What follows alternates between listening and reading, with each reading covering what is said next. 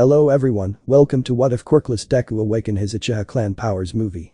Before we start, please go support MeliodasElReyDemonio for writing that awesome fanfic. This is the translated version I made. There will be some mistaken character's gender, but of course Deku is a male. Izuku Midoriya is a normal boy until he receives the most powerful eyes. Thanks to that, the world will change, and many changes will be created where the world government will be involved. Chapter: The most powerful eyes. In a very distant place in society, 4 people would be seen in total darkness while their eyes shone and one would speak. So you're finally back, Uchiha Sasuke. Now we see 3 families gathered with their children in the protagonist's house.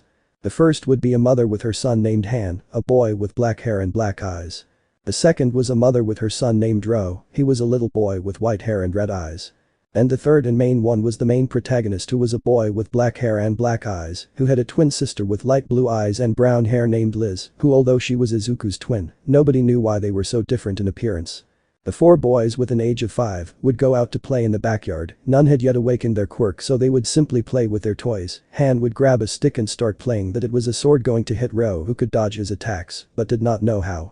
Meanwhile, Izuku would join the fight, but Han almost always managed to hit him with the stick he had, and Liz, who was not a fan of violence, would try to separate him, but no one gave it importance until at one point she would get angry with the 3 of them and unconsciously activate her quirk. At the moment in which Han was going to hit Izuku with a stick, they would notice and get scared when they saw how Liz raised her hands little by little, while her eyes turned white and many types of metals began to float around them, pointing towards the boys. "Hey, wait, little sister, now we stop hitting each other," Izuku would say, scared. Yes, I'll stop hitting your brother right now," Han would answer, also a little scared, throwing the stick very far away. While Ro looked somewhat surprised at Liz, upon hearing what the boy said, he would come back to his senses and show a beautiful smile, deactivating his quirk, and all the metals would fall heavily. Half a year would pass, and we would see how Ro and Han said goodbye to Izuku and Liz, since their parents, who worked in the same place, would be transferred to another city, so the brothers would be very sad. After a while, Izuku and Liz would turn 6 years old. Liz, who had a friend near her house, would say goodbye to her mother, saying that she would return in a while, but some time would pass and Liz still would not return, so Kawara, Izuku's mother, along with him, would go out to look for her separately. At one point Izuku would see his sister but on the floor, since she had been hit by Bakugo. "Someone as pathetic as you who doesn't have a quirk shouldn't be hanging around the same place as us," Bakugo would say with arrogance, while he had 2 bodyguards. Quickly Izuku would go to help his sister and hug her so that they would stop hitting her, and he would see that Mina was crying. And now his loser brother who doesn't have a quirk also came. "It seems we're lucky, we'll finally be able to beat up the useless brothers," Bakugo would say, smiling. The blonde would approach the brothers carrying a small explosion in his hands, but would be scared when he saw how Izuku would look at him with hatred while his eyes turned red with a strange figure. Note: only the one with 1 blade waked up, but I put this one since I didn't find a gif that showed only the one with 1 blade so close. Bakugo and his companions, seeing those eyes, would be surprised but not scared and would still be determined to hit them, but Izuku would stand up and open a strong fight. After a few long minutes, Izuku and Liz would return home very hurt, where their mother would return and see them. So time would pass and Izuku would start training with Liz in the forest. The training consisted of Liz starting to perfect her quirk of controlling all kinds of metals, and even those that are underground, and when she could control it, she would throw it at Izuku, who with a Sharingan, would try to dodge them. They would also train the physical side, but more Izuku, since his eyes only serve to see the movements more clearly, but that does not mean that he can dodge them, so he would also become faster and stronger. So 10 years would pass, and they would find themselves at the great academy they always wanted to attend, the prestigious UA Academy. But let's go back in time. Izuku was training with Liz, but at one point they would see how 4 hooded men approached them, so they would get into attack position. "Calm down, we just came to talk," a kind voice would say, who would let his face be seen, and it was a young man. "What do you need from children?" Izuku would ask seriously.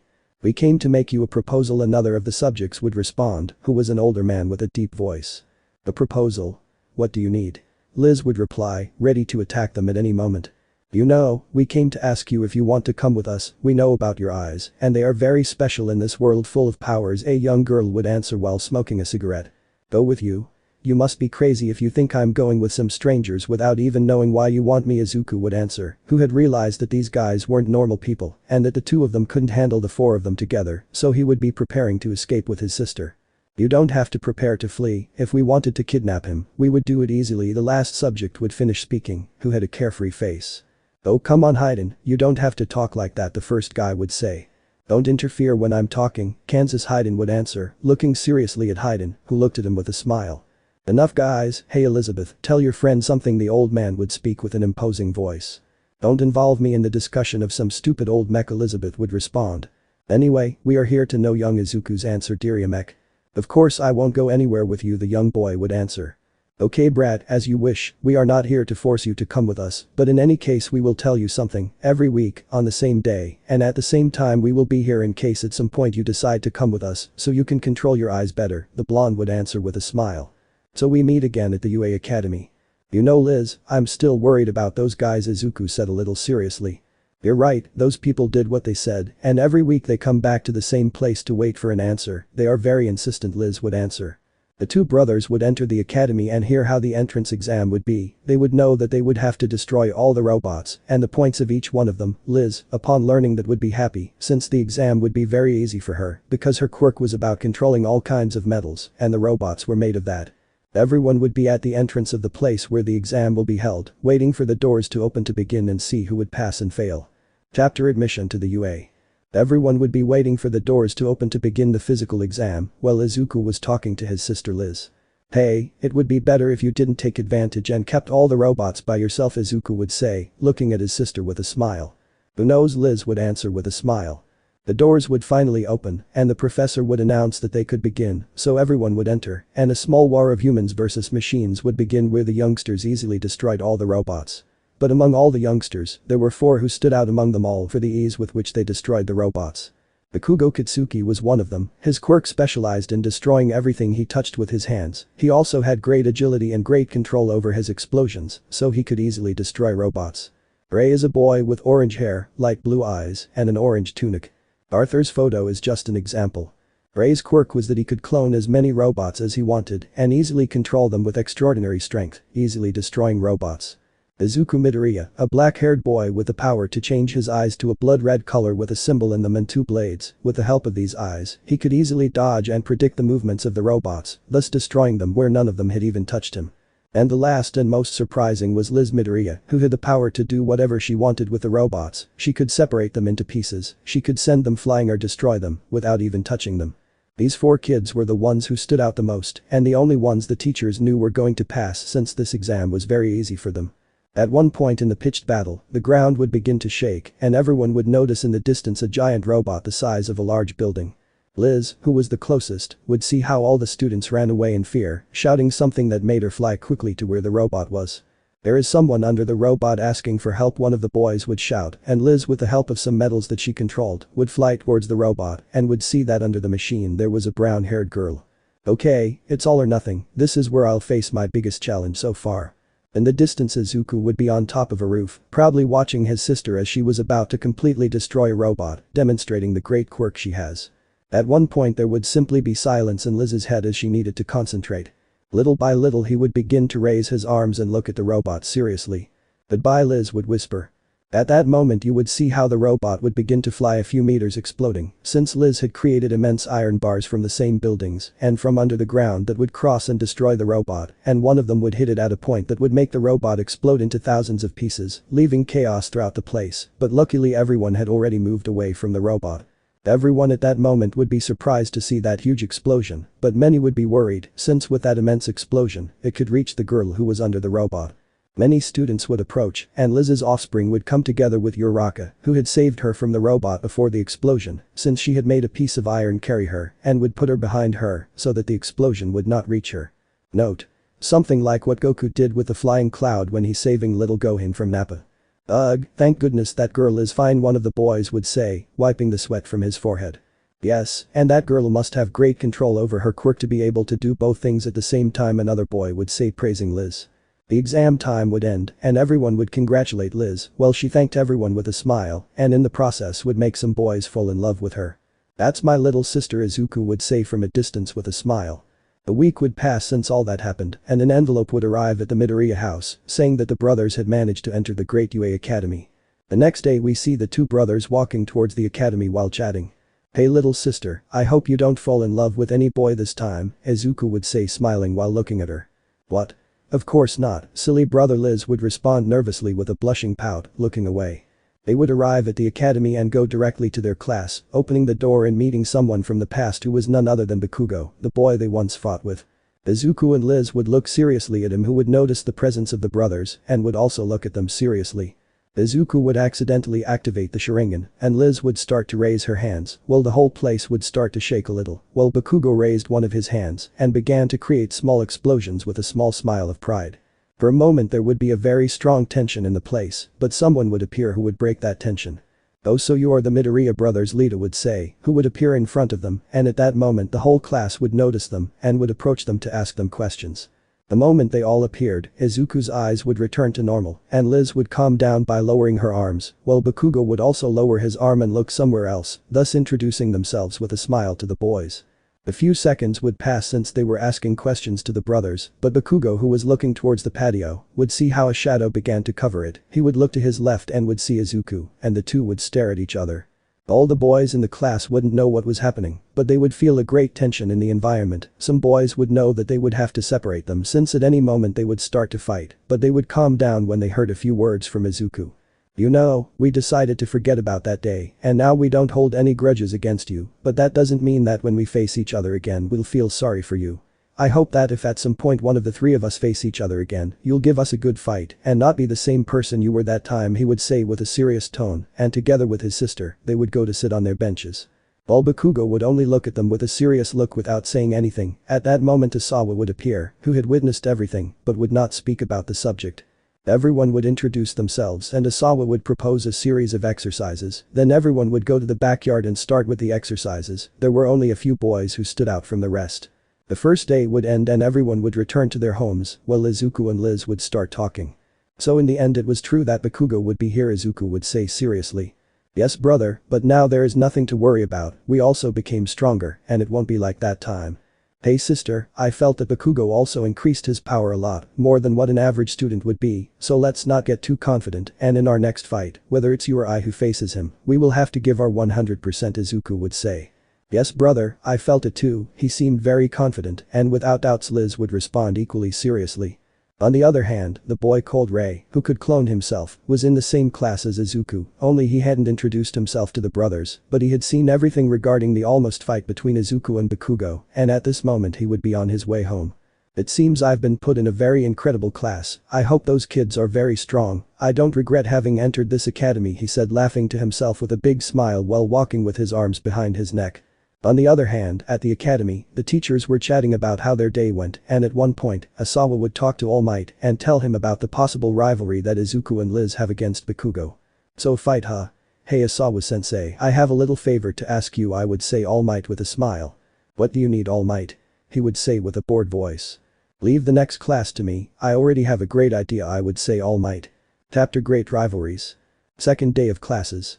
All the students would be in the classroom waiting for Professor Asawa since he was late, but they would be surprised and happy to see that their teacher was Almight. "I'm coming in like a normal person," Almight would shout with his signature smile, and everyone would start talking about Almight and how amazing he was. But before all this, let's go back a few minutes. Izuku and Liz would be talking inside the class, but someone approached them with a friendly smile. "So you're the famous Midoriya brothers? The ones who stood out the most in the exam, nice to meet you, my name is Ray," would say, smiling friendly. "Hello Ray-san, my name is Liz," I would answer in a friendly manner. "Ah hi, I'm Izuku," the black-haired boy would answer. "They are really amazing, but more so you Liz, I have never seen a quirk user who controlled her power like that at such a young age," this one would say. "Thanks Ray-san, I've been training with my brother since we were little," I would answer with a smile. "Hey Ray, you have a quirk that even though I've never seen it, it seems very familiar to me," Izuku would say with a thoughtful tone. "The one about being able to create clones. That's just one of a few," he would answer with one hand on the back of his head. "Really? How many quirks do you have, Ray-san?" Liz would ask, somewhat surprised. "You'll have to see them for yourselves when we face each other in battle," the orange-haired man would answer. "I hope you don't regret saying that," Izuku would say with a defiant smile. "I hope you're not that surprised," Ray would respond, equally challenging him. At that moment All Might would arrive and everyone would return to their seats. "Very well young heroes of the future, today I come here since I will be your teacher today, and I have a test for you," I would say All Might. Everyone would start putting on their hero costumes and go to the place where they took the entrance exam, so their costumes would start to be seen. Izuku's suit without the sword. King's costume without the bandana on the head. Liz's costume is like a ninja since it was based on Izuku since she liked it a lot. It seems we have the same taste, Ray would say smiling. Hey Izuku-kun, it looks great on you, Uraraka would say, approaching Izuku with a smile. Izuku would make a stupid face and look away. Thank you very much Uraraka-san, I would answer. Well, now what you will do is take a role, and you will be assigned who you will fight against, and who will be your fighting team, Almight would say, and Uraraka upon hearing him speak would turn around and approach where the others were, while Izuku remained embarrassed. Izuku would notice something pulling at his jacket and would see that it was his sister. What's wrong, little sister? Izuku would ask. Silly brother, I would reply, looking away, jealous. Meanwhile, the person watching the whole scene would smile with amusement. Everyone would then have their respective roles and the groups would begin to form. I hope we have to face each other, don't you think so, Izuku? Ray would say, challenging the black-haired man. I hope so, I'll show you what my eyes are capable of, Izuku would say smiling. All the teams would be similar to those in the original story, but only one would change. Liz and Ray versus Kirishima and Sayo, the frog girl. All the matches would have the same results until the big match between Izuku and Uraraka versus Bakugo and Lita. Everyone would notice a great tension when All Might named these two, and they stared at each other for a few seconds until All Might told them to go to their places. Okay, everyone ready, then you can begin, All Might would say behind a microphone in a place far from where the four would fight and where all the boys were also watching with the cameras that were in the building. Very well Uraraka-san, I'll tell you the first thing they'll do since it's very obvious, Bakugo will come for me since we have to settle accounts, so it would be better if you take care of Lita-kun, he would answer, and Uraraka accepting would start to go up the stairs. The black-haired man would walk for a few seconds until he saw in the distance how the blonde turned a corner and they were face to face. I finally found you, today is the day where everything will be decided, Bakugo would say with a proud smile. I hope you at least serve as a warm-up because today I will get revenge for what you did to my little sister that day, Izuku would respond, cracking his bones. The two would stare at each other for a few seconds and Bakugo would notice how Izuku's eyes would change to the same ones as that time, but this time they had two blades. Very well, I'll go first, Bakugo would say, and with the help of his hands, he would launch himself at great speed towards Izuku who was waiting for him, and in a combo of movements with his explosions, he would place himself behind Izuku to attack him. Note. Just to clarify that this Bakugo is stronger than the one in the original story because as I said in chapter 1, Bakugo and Izuku had their first fight and the blonde also received a lot of damage from Izuku, so he decided to train so that doesn't happen again. All the boys who saw the camera would be surprised since Bakugo knew very well how to control and what power to put in each explosion to benefit him, but thanks to his eyes and the great speed that he had been training for years, Izuku would be able to dodge it easily. Bakugo, passing by with a series of movements, would turn around and try to kick him, but Izuku would quickly disappear, placing himself behind Bakugo, trying to hit him in the face, but the blonde almost dodged it. Bakugo, increasing the power of the explosions a little more, would begin to move faster and would launch several explosive blows at Izuku, who with the help of his eyes, would dodge it, but would have to try a little harder. On the other hand, Uraraka, who climbed the stairs, would reach the top of the tower and inside a room, would see Ida acting as a villain, but they would be scared because they would hear loud explosions and would think that at any moment the building would collapse. I have to do something to distract him so I can take the bomb without him realizing I'm here, Uraraka would say, thinking of a plan. I am a villain and I will not let anyone touch this bomb while I am here, Ida would say, acting like a villain. Okay, something occurred to me, Uraraka would say, going to the roof and touching the ground, starting to concentrate. We return again with Izuku and Bakugo, where Uchiha would be dodging all of Bakugo's attacks with some difficulty, but since he was very focused on his hands, he would not notice that Bakugo would momentarily knee him in the jaw, distracting Izuku for a second, and Bakugo would take advantage of that second to the fullest. He would quickly place his hand on Izuku's stomach and launch an explosion at him, sending him flying up, breaking the ceiling. I finally have you, damn it, Bakugo would say, whispering, and without letting the black-haired man touch the ground, he would continue giving him explosions all over his body without stopping. Those who were watching the battle behind the camera were affected since they did not know that Bakugo was so brutal, even All Might himself thought about stopping the battle. A few seconds would pass, and the blonde continued with the explosions until he reached the final explosion, where he sent him flying against a wall, and you would see how Izuku would be bleeding all over his body without opening his eyes. But what? Kirishima would say, worried about Izuku. Teacher, please stop this, Momo would say, very worried, but All Might, who was the most worried, would do nothing since he had faith in the boy. Hey Liz, you too, Momo would remain silent since she would see how Liz was with her arms crossed, seriously watching the battle. Aren't you worried about your brother? Sai would ask. I'm nervous now, I know what's wrong with my idiot brother who doesn't use all his power, I would answer seriously, leaving the rest worried. Apparently that's all your power, I still haven't even used my 100%, is that the revenge you wanted to take? You're so pathetic, the next one will be your dear sisters to suffer that pain, Bakugo would say with arrogance. At one point the blonde and all the spectators would be surprised to see how Izuku would get up with great effort, looking at Bakugo seriously having awakened the three-blade Sharingan. You won't be allowed to get close to her, damn it, he would say with a very serious tone. But what? His eye has changed, Denki would say. That's true, it now has 3 blades, Kyoka would answer surprised. Very good little brother, you have taken another step forward with your eyes, Liz would say, proud of her brother and happy for him. You won't let me get close to her. Don't think you're strong just because your eyes have changed, right now you'll know what it's like to mess with me, let's see if you can dodge the strongest explosion I have, Bakugo would say, smiling confidently, preparing his powerful attack. On the other hand, Uraraka was still on the roof, and her quirk would finally begin to take effect, the building would begin to shake where everyone would notice it, but it would not interrupt Bakugo since he was preparing his biggest attack. Wait, young Bakugo, if he launches that attack, we won't know what might happen to the building, Almight would say through the microphone. I don't care what happens to this building, I just want to settle accounts with that guy in front of me, Bakugo would respond. That tremor is very strong, I didn't know that Uraraka could cause a building to shake, you must have great willpower, Sato would say, surprised, like the others. Bakugo would shout, launching a huge impact that would break all the cameras and destroy everything around him. The building with so much power would end up collapsing since while Uraraka made the building shake, Bakugo destroyed the entire lower part of the building, losing his balance. Izuku had easily dodged that great attack since he realized that if he managed to hit him, he would probably end up in the hospital for a long time. While the building was falling, Izuku, thanks to his Sharingan, would be jumping through the rubble to rescue Uraraka. But what's happening here? Uraraka would say, scared, seeing how everything below her began to fall apart, but she would feel that someone had grabbed her, and it was Izuku who was holding her with one arm, putting her on his shoulder, and in a moment Uchiha would see that Iida was also in danger, so he would go to help him, grabbing his suit with his other hand, thus getting down from the building and moving away from the place. Already a little far from the place he would release Lita and she would fall to the ground while he would gently drop Uraraka. Hey, why didn't you take me down like that? Lita would say. Sorry, Lita, he would say something serious even with his Sharingan, looking at the building as Bakugo left the place easily. That bastard put everyone in danger, Izuku would say mentally. The three would notice as All Might along with the boys arrived where they were very worried and were happy that the three were okay. And young Bakugo? I would ask All Might. It's there, Izuku would answer, pointing at a building. Seconds later Bakugo would notice that everyone was gathered and would head towards where everyone else was. Hey, Bakugo would say, looking at everyone somewhat seriously, and Izuku would activate his Sharingan in case he tried anything. I'm sorry for having put you in danger, Bakugo would say with a softer voice and turning around in embarrassment.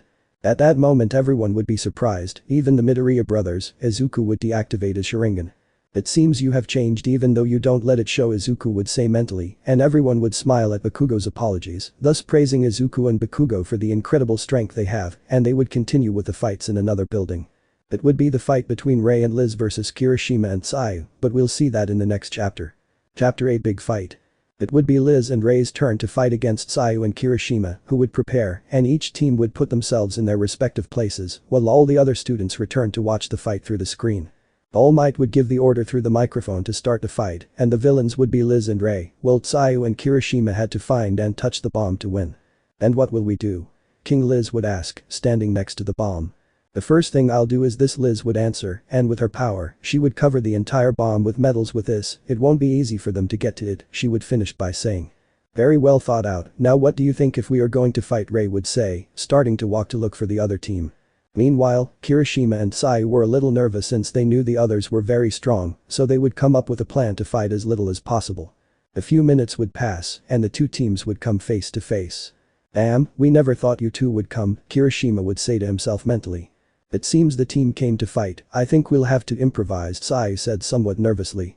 Okay guys, I hope you are very strong, I expect a lot from both of you. Liz would say that thanks to the fact that she was wearing some metal things in her clothes she could fly, so she would rise a few centimeters and start to take out pieces of metal from everywhere. I think I'll have to move away a bit, Rei would say, taking a few steps back. Kirishima-kun, I'll go ahead, Sayu would say, preparing to dodge all of Liz's attacks. Sure, but be careful with Rei, the Redeed would answer. Alright, dodge this. Liz would shout and throw many metal parts at the two of them. It should be noted that Liz was controlling herself and did not throw them at full speed so as not to kill any of them. Tsuyu with incredible speed would begin to dodge all the attacks, using the walls around her to propel herself, and Kirishima would use his quirk and defend himself with great force. So Tsuyu would be able to pass by Liz's side, since Midoriya would let her pass, and with great speed she would go to look for the bomb. "I'm still here," Rei would say, who would create shadow clones using strange hand movements for those watching the battle. So they would run after Tsuyu, and after a few seconds they would be able to catch her. "I'm sorry but you won't be able to get through here," Rei would say, noticing Tsuyu very nervous. "Now that I think about it, that quirk is like Professor Ectoplasm's since it can divide just like him," Momo would say thoughtfully. "You're right, Momo-san," Uraraka would answer. "You're wrong, young people, young Rei's quirk is very different from Professor Ectoplasm's," All Might would say with a smile. "Why is it different?" the Kaminari would ask. Not for any particular reason," All Might would respond nervously, wanting to end the topic, and everyone would be left thinking. Could it be that Izuku would say to himself mentally? Meanwhile in the battle we saw on one side Liz and Kirishima transformed and on the other Rei clones surrounding Tsuyu. "Very well, you have held strong, now let's see with this," Liz would say, challenging Kirishima by creating a bar 1 meter wide and 5 meters long. "I'm ready for whatever you throw at me," the Redeed would respond, showing his masculinity XD. "Very well said," Liz would respond and throw the huge bar at him with a little more force and speed, but Kirishima would put his hands forward and with all his strength, he would try to stop the power of the bar. This was Kirishima's position. "What's wrong? I hope you don't disappoint me. I haven't used all my power yet and you can't handle something so simple," Liz would say, mockingly, with the intention of making Kirishima use more strength and become stronger. "I don't care if he ends up hitting me, my only purpose here is to buy time for Tsuyu to win," Kirishima would say mentally, while the power of the large bar caused the entire floor behind him to break as he was retreating meters by meters. "I see, your intention is to buy time for Tsuyu to achieve victory, but remember that Rei is still here and will not let her escape and your intention will be in vain, so the best you can do is defeat me, although that is practically impossible," Liz would say smiling, while Kirishima was still being dragged by the large bar. "She's right, I was very focused on her, and I didn't know that her partner was also someone very strong," the Redeed would say to himself mentally, "what I have to do now is beat her and help Tsuyu win." At any moment, Kirishima would release the large bar from his hands and dodge it by moving his body a little, thus passing the bar by the side of Kirishima's head. Liz would smile confidently and continue throwing steel bars at him, this time smaller. While Kirishima with all the strength he had left dodged some and blocked others with the little defense he had left. "I won't let our team lose, I'll give everything I have for us to win," Kirishima would say mentally as he approached Liz. On the other hand we see Rei who had Tsuyu surrounded who would try to escape without hope, but no clone would let her. "You better give up, I wouldn't want to hurt a classmate," Rei would say something serious. "I won't do that, I told Kirishima that he would win, and that's what I plan to do," she would answer, jumping towards the ceiling and thus escape the circle, but a Rei clone would jump behind her and hit her in the neck to feint her and achieve his goal. "Ah, sorry Tsuyu-chan, but you are very persistent," the orange-haired man would say with a hand on his head and smiling slightly, making all his clones disappear and carrying Tsuyu going to Asia Liz. "Hey Liz, it seems like you're having a bit of a hard time," I would say, smiling comically. "Shut up," Liz would say, turning around and seeing that Rei had Tsuyu in her arms like a princess. "It seems that you are already finished, then I will finish this, it would be better if you go away," Liz would say, and Rei would nod, thus going very far from the fight. At one point in the fight, Kirishima would realize that Liz had stopped attacking him and would be surprised to see her, very exhausted. "What's going on?" the Redeed would say. "I'll tell you that I'll end this immediately, your partner Tsuyu has already been defeated so we'll end this here, I'll show you that you never had a chance to beat me," Liz would say. "Was Tsuyu defeated?" the Redeed would say mentally and starting to notice that everything was shaking. Liz would start to raise her arms and everything around would start to shake very hard, the building would start to destroy itself into rubble, creating a great dust. Seconds later, Kirishima would get up, removing the rubble that was on top of him, and would look at the sky, surprised. "What is all this?" Kirishima would say, trembling a little. "See? You never had a chance with me. If I wanted to, I could have beaten you the moment we met," Liz would say, who was flying in the middle of all the chaos. "And why didn't you do it?" the Redeed would ask. "Because I wanted to see your power, and you surprised me, you are stronger than it seems, I hope you get stronger, and we can be heroes together," Liz would answer with a smile, and Kirishima with a smile, would accept his defeat, so Liz would go down and drop all the rubble. Seconds later Izuku would appear with Tsuyu in his arms, along with All Might and everyone else. "Are you okay?" everyone might ask, worried. "Yes," Kirishima would answer. "Oh no, another building," All Might would say, touching his face very nervous because the director was going to scold him. "Sorry All Might," Liz would say smiling sweetly. "So everyone would go home and everyone might be scolded." "Congratulations, Sister," Izuku said with a smile as the two walked home. "Why?" Liz would ask confused. "Because of what you did with Kirishima-kun, I never thought you would motivate someone," the black-haired man would say. "Shut up, silly brother, I only did it because I want to see how strong it can get," Liz would answer, blushing, looking away, but smiling, since she wanted to be a heroine with all her friends and fulfill her wish of being recognized by everyone. After the world begins to change. A few days would pass since the fight between Rei and Liz versus Tsuyu and Kirishima, where everyone would get to know each other more and become closer to each other, so the class would be more united. One day, Professor Osawa would arrive to class and tell them that that day was the life-saving class. So everyone would be happy and leave for their destination with great expectations that it would be a great day, without knowing that that day would change everyone's lives. They would arrive at the place, and the person who would kindly receive them would be Hero 13, who would introduce himself, and most would be fascinated. "Okay guys, come in this way," the hero would say, and everyone would follow him into the immense dome where they would see different rescue scenarios. But at one point they would see how everything would start to shake and some things would be destroyed. They would notice how a black hole would form in the center of the immense dome, and from there many fearsome villains would begin to emerge. "What's going on?" Kirishima would ask seriously. "Why did villains start appearing?" Mineta would say, scared. "Back off guys, this isn't something we planned," Osawa would say, getting ready to fight. Behind all the villains would appear three figures who apparently were the leaders, who were Tomura, Kurogiri and the imposing Nomu. "Some of you go and warn the heroes quickly, meanwhile I'll buy time," Osawa would say, putting some strange glasses on his eyes. "Okay, I'll go," Ida would say, who was the fastest in the class. "Hey teacher, if you don't want us to fight too, then how will we learn to use our quirks better? On the other hand, if we fight, then we will gain experience fighting against villains," Izuku would say, standing next to Osawa, looking at the villains. "I said not to interrupt, this is very different from simple robots from the academy," Osawa would say, but she would smile defiantly at the villains and would launch herself to attack them, activating the Sharingan. Osawa would quickly jump in as well and start using his quirk. The fight between these two against the villains would start more or less like Madara's fight against the Shinobi Alliance. "It would be better if I went too," Bakugo would say, but at that moment Kurogiri would appear behind everyone, and as in the original story, he would separate them in different places of the dome, so the boys would start to fight against the villains. Liz would also be sent to another place to fight the villains, easily finishing them all off. On the other hand, Izuku and Osawa continued beating up all the villains, and Tomura would start to lose his patience since Almight didn't appear. "The best thing would be to kill someone like that. When he returns he sees that he has failed as a hero," Tomura would say, whispering, "Nomu, kill those two," Tomura would say, and at an incredible speed, the Nomu would launch himself to attack the one who was closest to him, and that would be Osawa. Izuku, who could barely see him, would realize that this immense monster was going to attack his teacher, and knowing that he would not be able to reach Osawa to save him, he would yell at him. "Osawa, behind you," his teacher would shout, and upon hearing Izuku he would turn around, but it was too late, the immense Nomu was already behind him, and giving him a blow would slam him against the ground with immense brutality. First, Izuku would say, wanting to go help the injured Osawa. "Where do you think you're going? Now that your annoying teacher is gone, you'll be our brat," one of the villains would say, and so many would surround him. "Damn idiots, get out of my way," the black-haired man would say, who at great speed would begin to beat up all those who could not attack with their quirk, since the Uchiha was very fast and dodged the attacks of those who did manage to use their quirk. Nomu would begin to torture the teacher as in the original story, and Izuku, realizing this, would use more power and manage to defeat the few who approached him, since the others were scattered fighting with their classmates. "You damn monster, let it go," Izuku would say, appearing next to the Nomu, hitting him but not moving him even an inch. "But what?" the black-haired man would say, very nervous.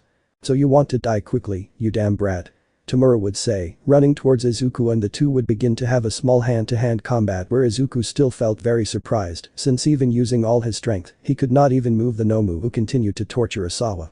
"I have to finish this guy quickly, or that monster will kill the teacher," Izuku would say angrily, who in one of those blows would manage to kick him and take him away a few meters. He would quickly take advantage of it to go help his teacher, but he would see that something very large hit the Nomu with great force and would send him flying into the forest. The black-haired man would look at the sky and see that his sister was the one who did that, and she looked very serious. "Damn monster, who do you think you are, hitting my teacher like that?" Liz would say with one hand in the air. "Good thing you came, sister," Izuku would say happily, and Liz would look at him. "You take care of finishing off that guy, I'll take care of this monster," Liz would say, approaching the Nomu. "But be careful, sister, not even me hitting him with all my strength could move him even an inch," Izuku would answer his sister, and she would nod. "It seems I will have to use all my strength," Liz would say, mentally preparing for the battle that would take place. From one moment to the next the Nomu would launch itself towards Liz at an incredible speed, destroying the floor from where it jumped to attack Liz. But Liz would quickly lower her arm, and a huge iron bar would fall from the sky at a brutal speed, piercing the Nomu's back and throwing him to the ground. What speed, Midoriya would say mentally, trying to keep the Nomu pinned to the ground with all her strength, but the monster would easily stand up, removing the giant bar and regenerating the place where the Nomu was quickly pierced. But what? Izuku would say, surprised to see that. Stupid brats, do you think you could beat Nomu with something so simple? We've modified his entire body for a fight against All Might himself, Tamura would say, approaching Izuku to return to the fight. The fight against All Might, no wonder my blow didn't do anything to him, Izuku would say the same thing, fighting against Tamura again. Meanwhile, the other kids had already finished off the villains and would start to return to where they were, and one by one would see the incredible battle of the brothers against the villains. The Nomu, upon freeing itself from Liz, would launch itself at her again, but she would quickly move away and continue throwing very heavy objects at it, but the Nomu would easily block until it managed to get a few centimeters away from her, preparing to deliver an incredible blow that Liz would not be able to dodge. Those who saw this would try to go help her, but it was too late. Nomu was about to hit Liz, but they would hear a very familiar voice. The Bakugo would shout, appearing between these two and launching his biggest explosion at the Nomu's stomach, sending him flying, leaving a large wound that would regenerate. Thanks, Bakugo, Liz would say, looking at the blonde. You don't have to thank me, the fight isn't over yet, the explosive boy would respond with a more serious voice. You're right, help me finish off this monster, and at another time we'll settle our outstanding account, Liz would respond, smiling, looking at where the Nomu fell. Whatever you want, but don't get in my way, the blonde would answer, getting into a fighting stance. The Nomu would stand up and start walking towards the boys, and with incredible strength, would launch a wind attack towards these two, but Liz would quickly create a thick iron barrier that would pull out from underground. But Nomu would launch himself and destroy the barrier with one blow, and Liz would start throwing many iron things at him, while Bakugo would start throwing explosions at him, while dodging some of the Nomu's attacks as best he could. But what an incredible fight, Kirishima would say, surprised to see the two fights. He was with some of his companions who were also very nervous, since Ida had not yet appeared with the heroes, and they did not know what the result would be. Many of them were powerless since they wanted to help, but they knew that if they got involved in the fight, they would only be a hindrance. While in the fight between Izuku and Tamura, these two would distance themselves from each other, and the light blue-haired boy looked very tired, while Izuku was in perfect condition. What's wrong, villain, is that all your power? Izuku would say, provoking him. Don't be too confident, brat, you better worry about your friends who will soon die, Tamura would respond with his chilling voice. Are they going to die? Be careful who you're talking to. My sister would never lose to anyone, much less a monster like that. I'll protect my teammates as many times as it takes. Izuku would reply, smiling defiantly. So that's what you think, right? Hey Nomu. Finish that brat right now. Tamura would shout, where Izuku would be surprised and angry, but he would see the Nomu. Recommended to listen in silence. The monster, upon hearing that order, would quickly hit Bakugo, who was near him, and send him flying, approaching Liz at a monster speed and giving her a powerful blow to the face that would send her flying into the forest. Damn it, Izuku would shout very angrily. Where do you think you're going, brat? Tamura would say, blocking Izuku's path. Meanwhile, the Nomu had launched itself to where Liz fell, and very strong impacts of blows would begin to be felt that would slowly destroy the trees around it. Some of those who saw that, without caring what happened to her, would run to help Liz, but she was too far away from them. Tamura would continue to get in the way, but Izuku, very angry, would start hitting him, pushing him out of the way, and at full speed, he would go to where the Nomu and Liz were. Upon arriving, he would see how the Nomu was hitting Liz, who was on the ground with a large pool of blood, giving her another blow, and ending up destroying all the trees around her, and all the children would see the orb scene. While Izuku would approach the Nomu and would remain completely motionless, and the Nomu would stop hitting Liz and would look at Izuku with the intention of attacking him, but in a moment he would see that the lower part of his torso was beginning to freeze, and the person responsible was Todoroki, who had arrived. Damn monster, Todoroki would say, very angry, and Bakugo would also appear, who with a great explosion would send the Nomu flying very far away, who also looked very angry. Liz, Izuku would say, slowly approaching a dying Liz covered in blood. Brother, I'm sorry, Liz would say, struggling to speak. Liz, please resist, the heroes are coming, Izuku would say, very upset. Calm down, little brother, my life ends here. I had a great time by your side. I'm sorry for not keeping our promise to become heroes together. Thanks for being my brother, Liz would end up saying, closing her eyes, and Izuku, very sad, would caress her face while tears came out of his eyes. Damn monster, Bakugo would say mentally as he watched Izuku hug his deceased sister. Izuku would whisper while crying while holding his sister and starting to remember all the good times he had with his dear sister, all those moments when they trained together, when they played together, and when they studied together to fulfill their promises of being heroes. Everyone would see that scene and some would start to cry. Meanwhile in the distance Tamura would stand up and smile seeing that scene, seeing that the Nomu stood up and there was no one left to face them. The immense monster would launch itself to attack Izuku, but he without letting go of his sister, would see the Nomu and a different symbol would form in his eyes and blood would begin to flow out and from one moment to the next, the Nomu would begin to burn with a black fire until it was completely disintegrated. What is that? Everyone would ask and Bakugo would be the only one who would notice since he would be able to see how a different symbol would appear in Izuku's eyes. I'm sorry little sister, I'm sorry for not protecting you, I'm sorry if at some point I was a bad brother, please forgive me if I ever did something bad to you, forgive me, sister Izuku would whisper while hugging Liz tightly. Tamura seeing how his Nomu had been disintegrated would be very surprised and had realized that it was because of Izuku, since that fire appeared when the black-haired man saw the monster, so Kurogiri would create a new portal and the two would disappear seeking revenge on Izuku. Everyone would remain static with the death of their dear friend and would not know what to do. Meanwhile Bakugo would leave the place very angry and wanting to kill Tamura and Todoroki would stay near Izuku watching very sadly as Izuku hugged his sister. Minutes later the heroes would appear and capture the villains who were unconscious and Almight had arrived going to where Izuku and Liz were, asking them for forgiveness for not arriving on time and so the doctors would take Liz away. Almight would start to leave the place with Izuku behind, but when he turned around to say something he would realize that he was no longer there and no one had seen him. The boys would tell the police everything that had happened and so they would all return home with a lump in their throats. Chapter Destiny will never change.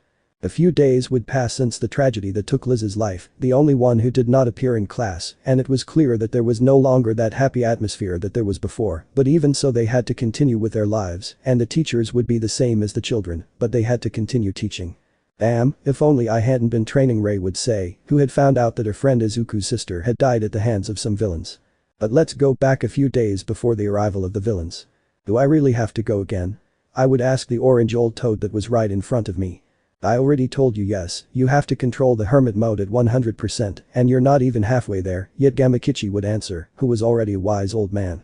I still don't understand why you want me to control that strange power, sighing tiredly.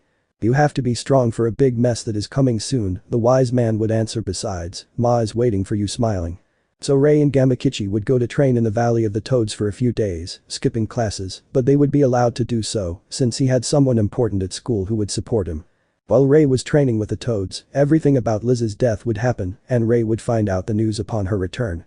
On the other hand, Izuku still hadn't returned home and many heroes would be searching for him for several days, but he would be reported as missing and they would give up searching since they couldn't find him. The black-haired man, who was hiding on the outskirts of the city, would be very depressed about his sister's death, so he wouldn't return home since he knew that the villains would most likely want revenge on him for killing the Nomu, so to protect his mother and his friends, he wouldn't go near them again. But even so, every night he would go see how his mother was in the distance, climbing one of the tallest buildings he was able to see his mother who was very sad for her two children.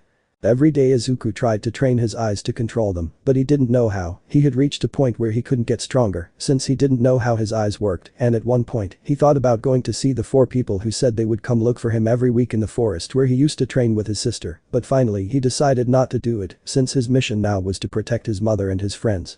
One day Izuku would be on top of a mountain, seeing all the beautiful city where his friends and his mother live. But out of nowhere a huge explosion would be seen in the distance and Izuku would recognize very well where that place was. It can't be, Izuku would say, starting to run at full speed towards the place of the explosion. Damn, I already lost my sister, don't you go too, Izuku would say very frustrated while running at full speed, and when he arrived minutes later, he would see his house where his mother lived totally destroyed, burning and some villains surrounding what seemed to be his mother's body. Izuku seeing this would collapse and his head would end up being corrupted and then he would do an act that would be engraved in his head for the rest of his life. The black-haired boy would start a massacre with all the villains there were. The boy who once thought of being a hero right now would be creating a massacre with many villains and creating a rain of blood that seemed to have no end. Without a doubt in his head, Izuku continued killing everyone who crossed his path, heads separated from their bodies, dismemberments, pools of blood, all of that could be seen in what would be the biggest massacre seen in many years, but the most brutal of all. He would continue like this for a few minutes, easily dodging all the enemy's attacks and reaching his mother who had seen everything her son had done, since he still had a few seconds to live. "Mother, I'm sorry I wasn't here to protect you," Izuku would say, falling to his knees and hugging his mother, who would caress her son's face. "It's not your fault, my son, but before I go, promise me something, promise me that you will be a great hero and save people like your dear sister once wanted," he would say, whispering with the little strength he had left, having only seconds to live while he saw his son crying inconsolably. "Mother," Izuku would say, but finally his mother would end up dying. I swear," Izuku would say, leaving his mother lying gently on the ground since he felt that the police were coming and he would leave the place so that they would not discover him. While Izuku jumped across the roofs, he was crying with great sadness because he lost everything. He had no one left, he only had the few friends he had, but he knew that with his current power, it would be of no use, so he would make a wise decision. The next day the news of Izuku's death would spread and all his classmates would be shocked upon learning of this. Izuku was left with nothing, first it was his sister and then his mother. Meanwhile, Izuku headed towards the forest to meet up with the guys who had once told him that if he wanted to train his eyes with them, that was the day they would go to the place to wait for him, and when he was about to arrive, he would see the 4 silhouettes waiting for him. "I will do this for you, Liz and Mother, friends, I swear that I will protect you, and for that I need to become stronger," the black-haired man would say mentally. "Oh, look who's coming over there," the smoking girl would say, smiling. The brat finally made up his mind, after so many years, the other serious guy would say. "You better not ruin it," the old man, who was apparently the oldest, would speak. So Izuku would arrive jumping through the huge trees to where these 4 always met. "Very well, I accept your offer, I want to train my eyes," Izuku would say, looking serious. "Of course. Welcome, Izuku-kun."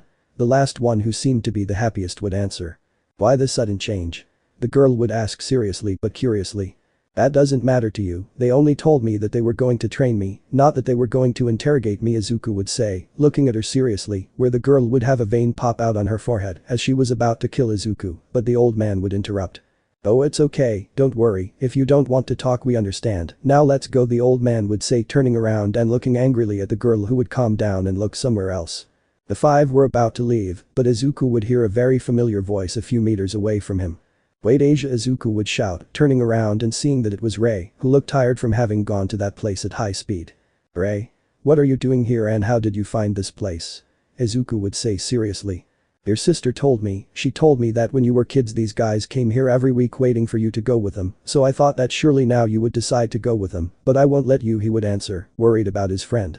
"You don't understand anything, I'm leaving to improve my powers and it's something that doesn't concern you," Izuku would say. "I'm sorry, Izuku, but I won't let you go, you are our partner and I won't let Liz's wishes be broken because of you," Rei would say, preparing to fight. "You don't know Liz and you never did, you didn't know what her true dream was," Izuku would respond, preparing for the fight. "You don't get involved in my fight," Izuku would say to his 4 companions, who would nod and move away from the place, and thus the world would once again see a fight between these 2 that has been going on for thousands and thousands of years. Chapter A New Beginning. Rei and Izuku would be preparing to have their first battle that would decide the course of the entire planet. The 2 would stare at each other and Izuku would activate the 3-blade Sharingan and Rei would create Shadow Clone. The battle would be similar to the first battle between Naruto and little Sasuke, but Rei wouldn't use Sage Mode since she didn't have it 100% under control yet and she still needed Gamakichi to use it, but she wouldn't have time, but she would awaken the first tail of the Kyuubi, but she wouldn't notice it, and even so Izuku would win since his eyes could easily see through Rei and dodge everything. Note: Izuku wouldn't know how to activate the Mangekyou Sharingan since he didn't control it yet. "I'm done," Izuku would say, very hurt, going towards the 4 guys who were watching the fight. "Okay, let's go," the old man would answer, and the girl would carry Izuku and they would leave the place quickly. Minutes later some heroes would arrive since they had seen how there were large explosions in the place, and one of them was Almight, who would be worried to see the state of his student Rei. Who could have done this to him? He would ask himself mentally, seeing all the damage around him.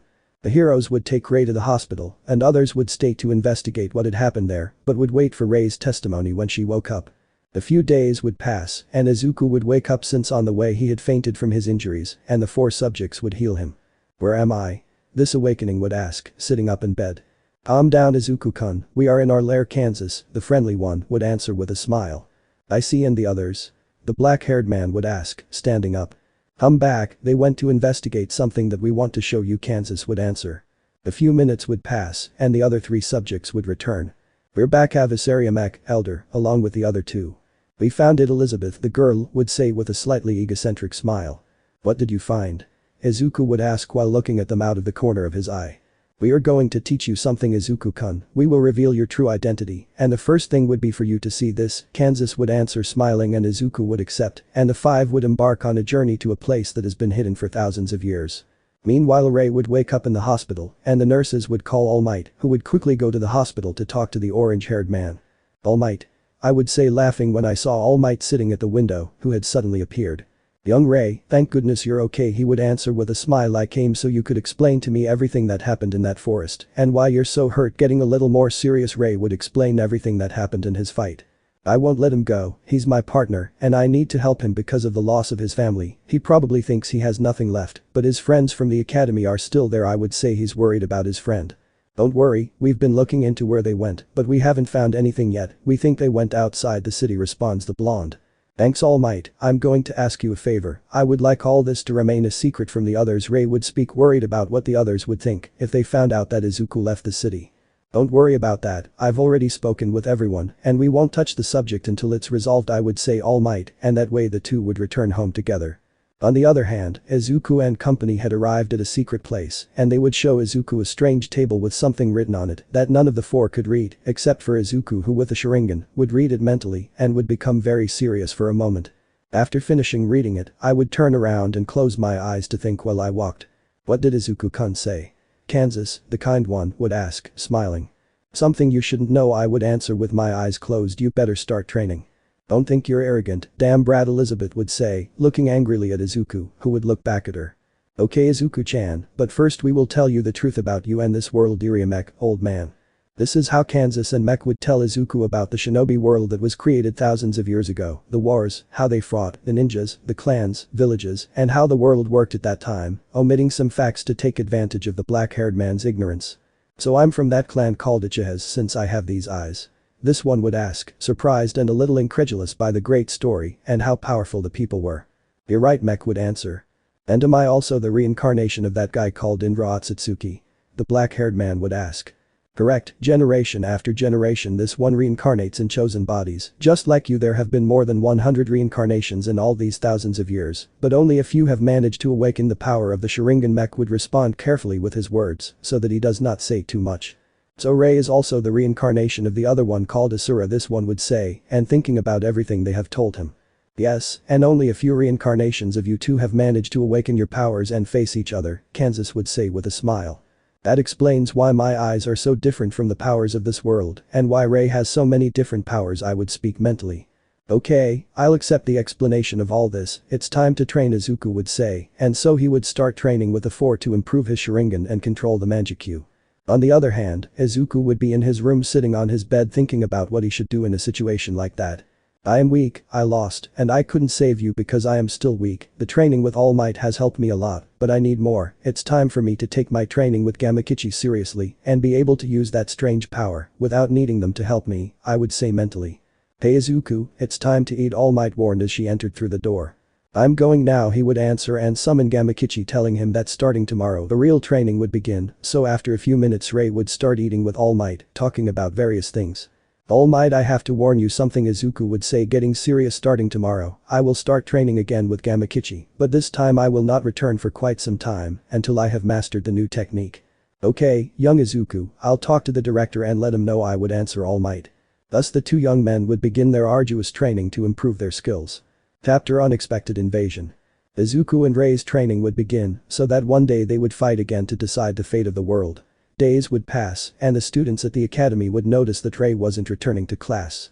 On the other hand, Rei would be training in the Toad's place with Gamakichi in order to be able to control the Sage mode without needing to summon Gamakichi, but in one of the breaks, Gamakichi would decide to tell her the truth of the world. "Gamakichi, hey Rei, I have to tell you something."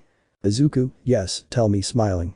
So Gamakichi would tell Izuku about how this supernatural world began. He would tell him that thousands of years ago humanity was normal, there were no powers, and they simply lived hunting. But one day a person from space arrived and ate the fruit of the sacred tree, thus the chakra and the shinobi were created, the villages, the Hokages, the wars, the powers, the Otsutsuki family and the reincarnations of Indra and Ashura.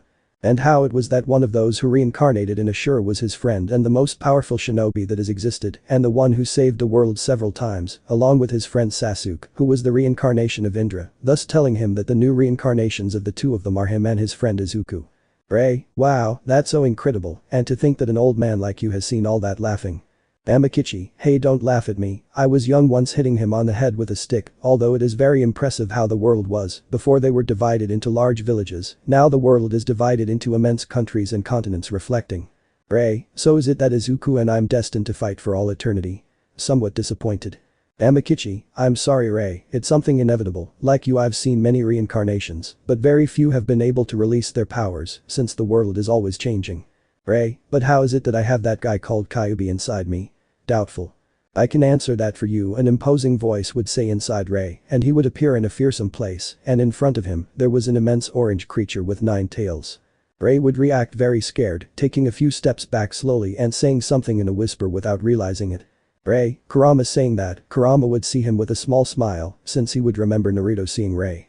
Kurama, calm down brat, I won't hurt you, even I can die if they kill you lying down and looking at him. Ray, how come you're inside me? According to what Gamakichi told me, you only entered the body of that Naruto surprised. Kurama, that old man doesn't know about the deal Naruto and I made I would answer. Ray deal he would ask doubtfully. Kurama, he put a seal on me, and now I can enter and leave reincarnations whenever I please, when the user is about to die, I would leave and wait for the next one to appear so I can give him my power, but the vast majority are useless people who live a normal life, but you like others are different, your destiny is already marked, as you are now you are garbage, you must increase your power to be able to control my power. Ray, and why are you doing this? Why are you lending me your power when you're not obligated? Asking. Kurama, because it's very boring outside, I've always liked to fight, and now there are no opponents who measure up, there are only the two of you and the other one called Izuku closing his eyes. Ray, but there are still other Bujua so you can fight answering. Kurama, it makes no sense when you know the result, and we are not allowed to fight each other responding without further ado. Ray, I understand, then I will become stronger to see if you are as powerful as you say you are challenging him, Kurama would give a small smile, and Ray would return to Gamakichi.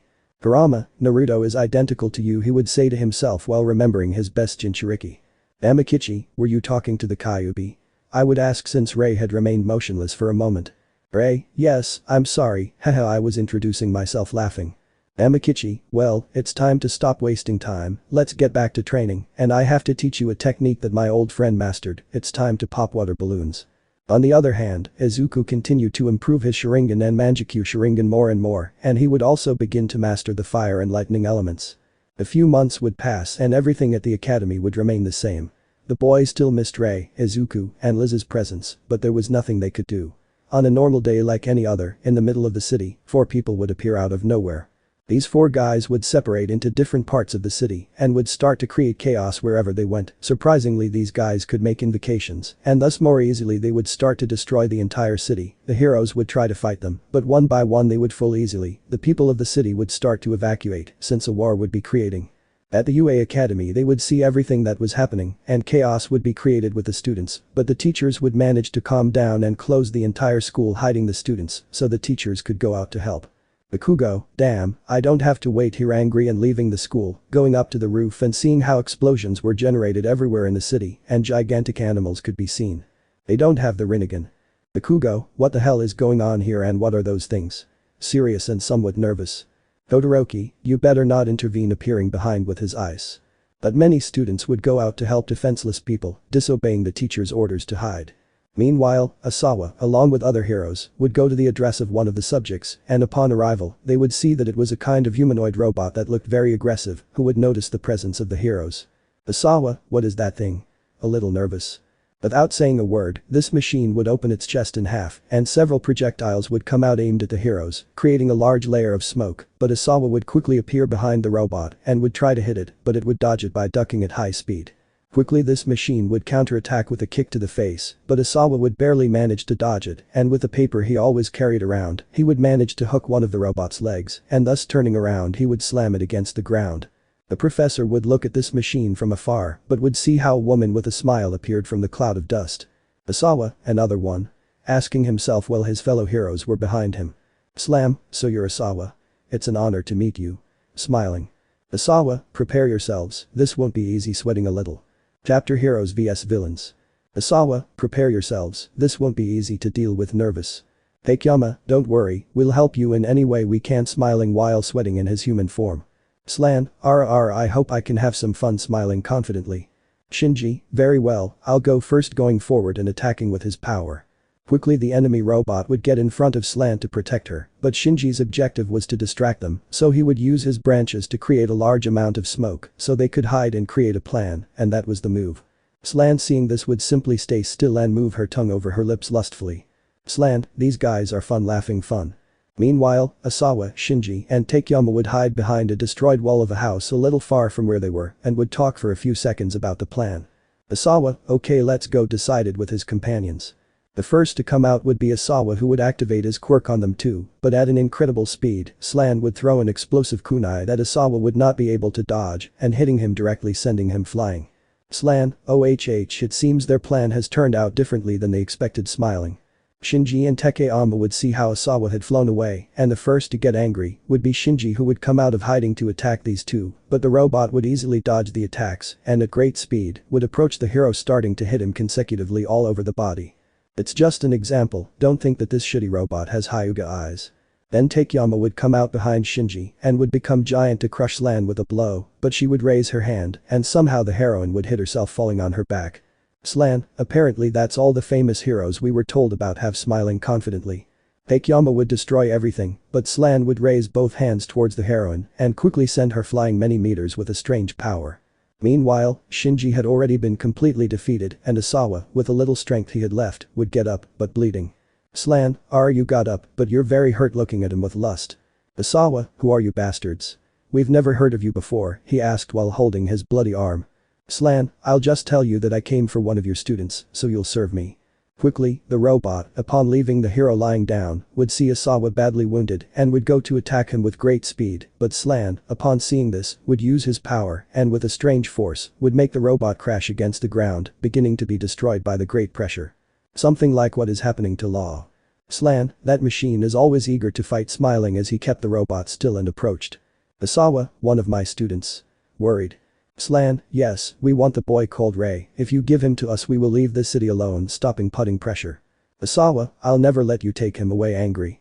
Slan, don't be mean, Asawa-sensei, smiling and mockingly, if you refuse to talk, then we no longer need you, preparing to attack the dying Asawa.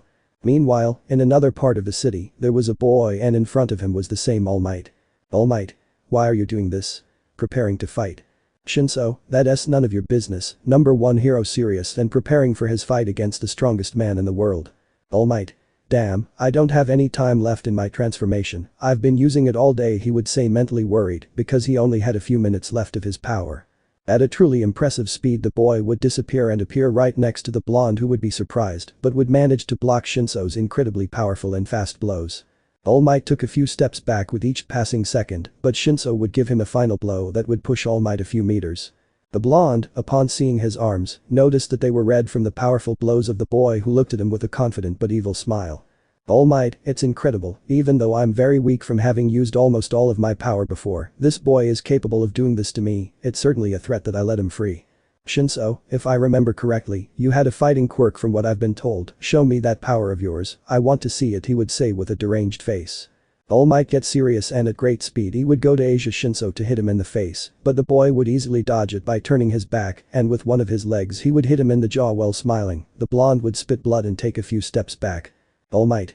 What an impressive speed, it seems I will have to use all the power I have left. With a quick movement, the hero would stand to the side of Shinso and give him a super blow that the black-haired man would barely manage to block but would fly very far away. Shinso, regaining his composure, would stop using his legs on the ground that was beginning to destroy. While the boy tried to stop, he would look at All Might with a crazy smile. Shinso, very well. That's how it's done, give me more talking like crazy. Meanwhile, All Might was walking slowly, disappearing, and Shino would also disappear, starting an exchange of blows that would destroy the whole place.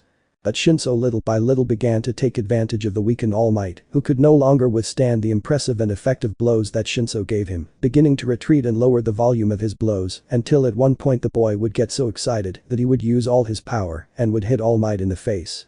Shinso would smile with excitement, but the blonde, with nothing else to do, would give up and the transformation would end. That was how the powerful number one hero would finally be defeated by a boy who no one knew. Shinso, seeing that All Might was beginning to collapse, would start walking behind him calmly and finally the number one hero would be defeated. The few survivors left in the place would be terrified upon seeing this, since their largest pillar had fallen, so they would escape very scared, spreading the news throughout the city, and chaos would begin to appear among the people. But two people would appear in front of Shinso. These were the famous heroes number 2 and 3, Endeavor and Takami.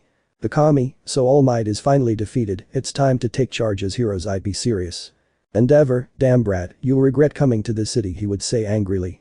But Shino would look at them seriously. Meanwhile, the last of the villains was in another part of the city, destroying everything with explosive kunes, but some heroes would come to attack him. The villain called Jiro would be at the center of all the destruction, but he seemed lazy, with his back bent and his arms down, and with a tired face. He doesn't have the same appearance as his Oka XD. One of the first heroes to arrive would directly attack Jiro from behind without him realizing it. Quirk can harden any part of his body to deliver a more effective blow. The hero was about to hit Jiro, but he would simply turn around and his arms would touch the hero and there would be an incredible explosion where the only one affected would be the hero. After the arrival of the hero, the last of the enemies that are currently causing chaos in the city would be in the West Zone, who had a power in which everything he touches explodes when he wants and with the power he wants. The hero who had arrived at the place of this guy called Jiro had been victim of this incredible power, but two other heroes would arrive. This is Jiro. Suki, Hero 1, but what did you see that Quirk? Asking his partner, who was equally surprised. Maiko, Hero 2, yes, he is very powerful, we have to come up with something to know what to do with that guy. Nervous, well, he was face to face with the guy who looked very lazy. Jiro, I want to finish this now, I'm very tired. Walking slowly towards the heroes who wouldn't know what to do. Suki, there is no other option but to attack and wait for help, running to his right and holding a car with his hands. Quirk can stretch his fingers to pick up objects. The hero would look at Jiro and throw the car at him, but the villain would just reach out his hand and grab the car, causing it to explode, flying in the direction of the hero and hitting him squarely. Maiko, Suki starting to get scared of this guy, since he would look at him with a very terrifying look, since he would start walking towards the hero slowly. Maiko would fall to the ground with great fear while trying to escape, but his legs did not respond. Jiro was a few centimeters away from him and was about to touch his face with his hand to explode. He was watching his life flash before his eyes, but he would hear a voice screaming. Bakugo, DE screaming and managing to inject a huge explosion into his face that would make him fall back a few meters.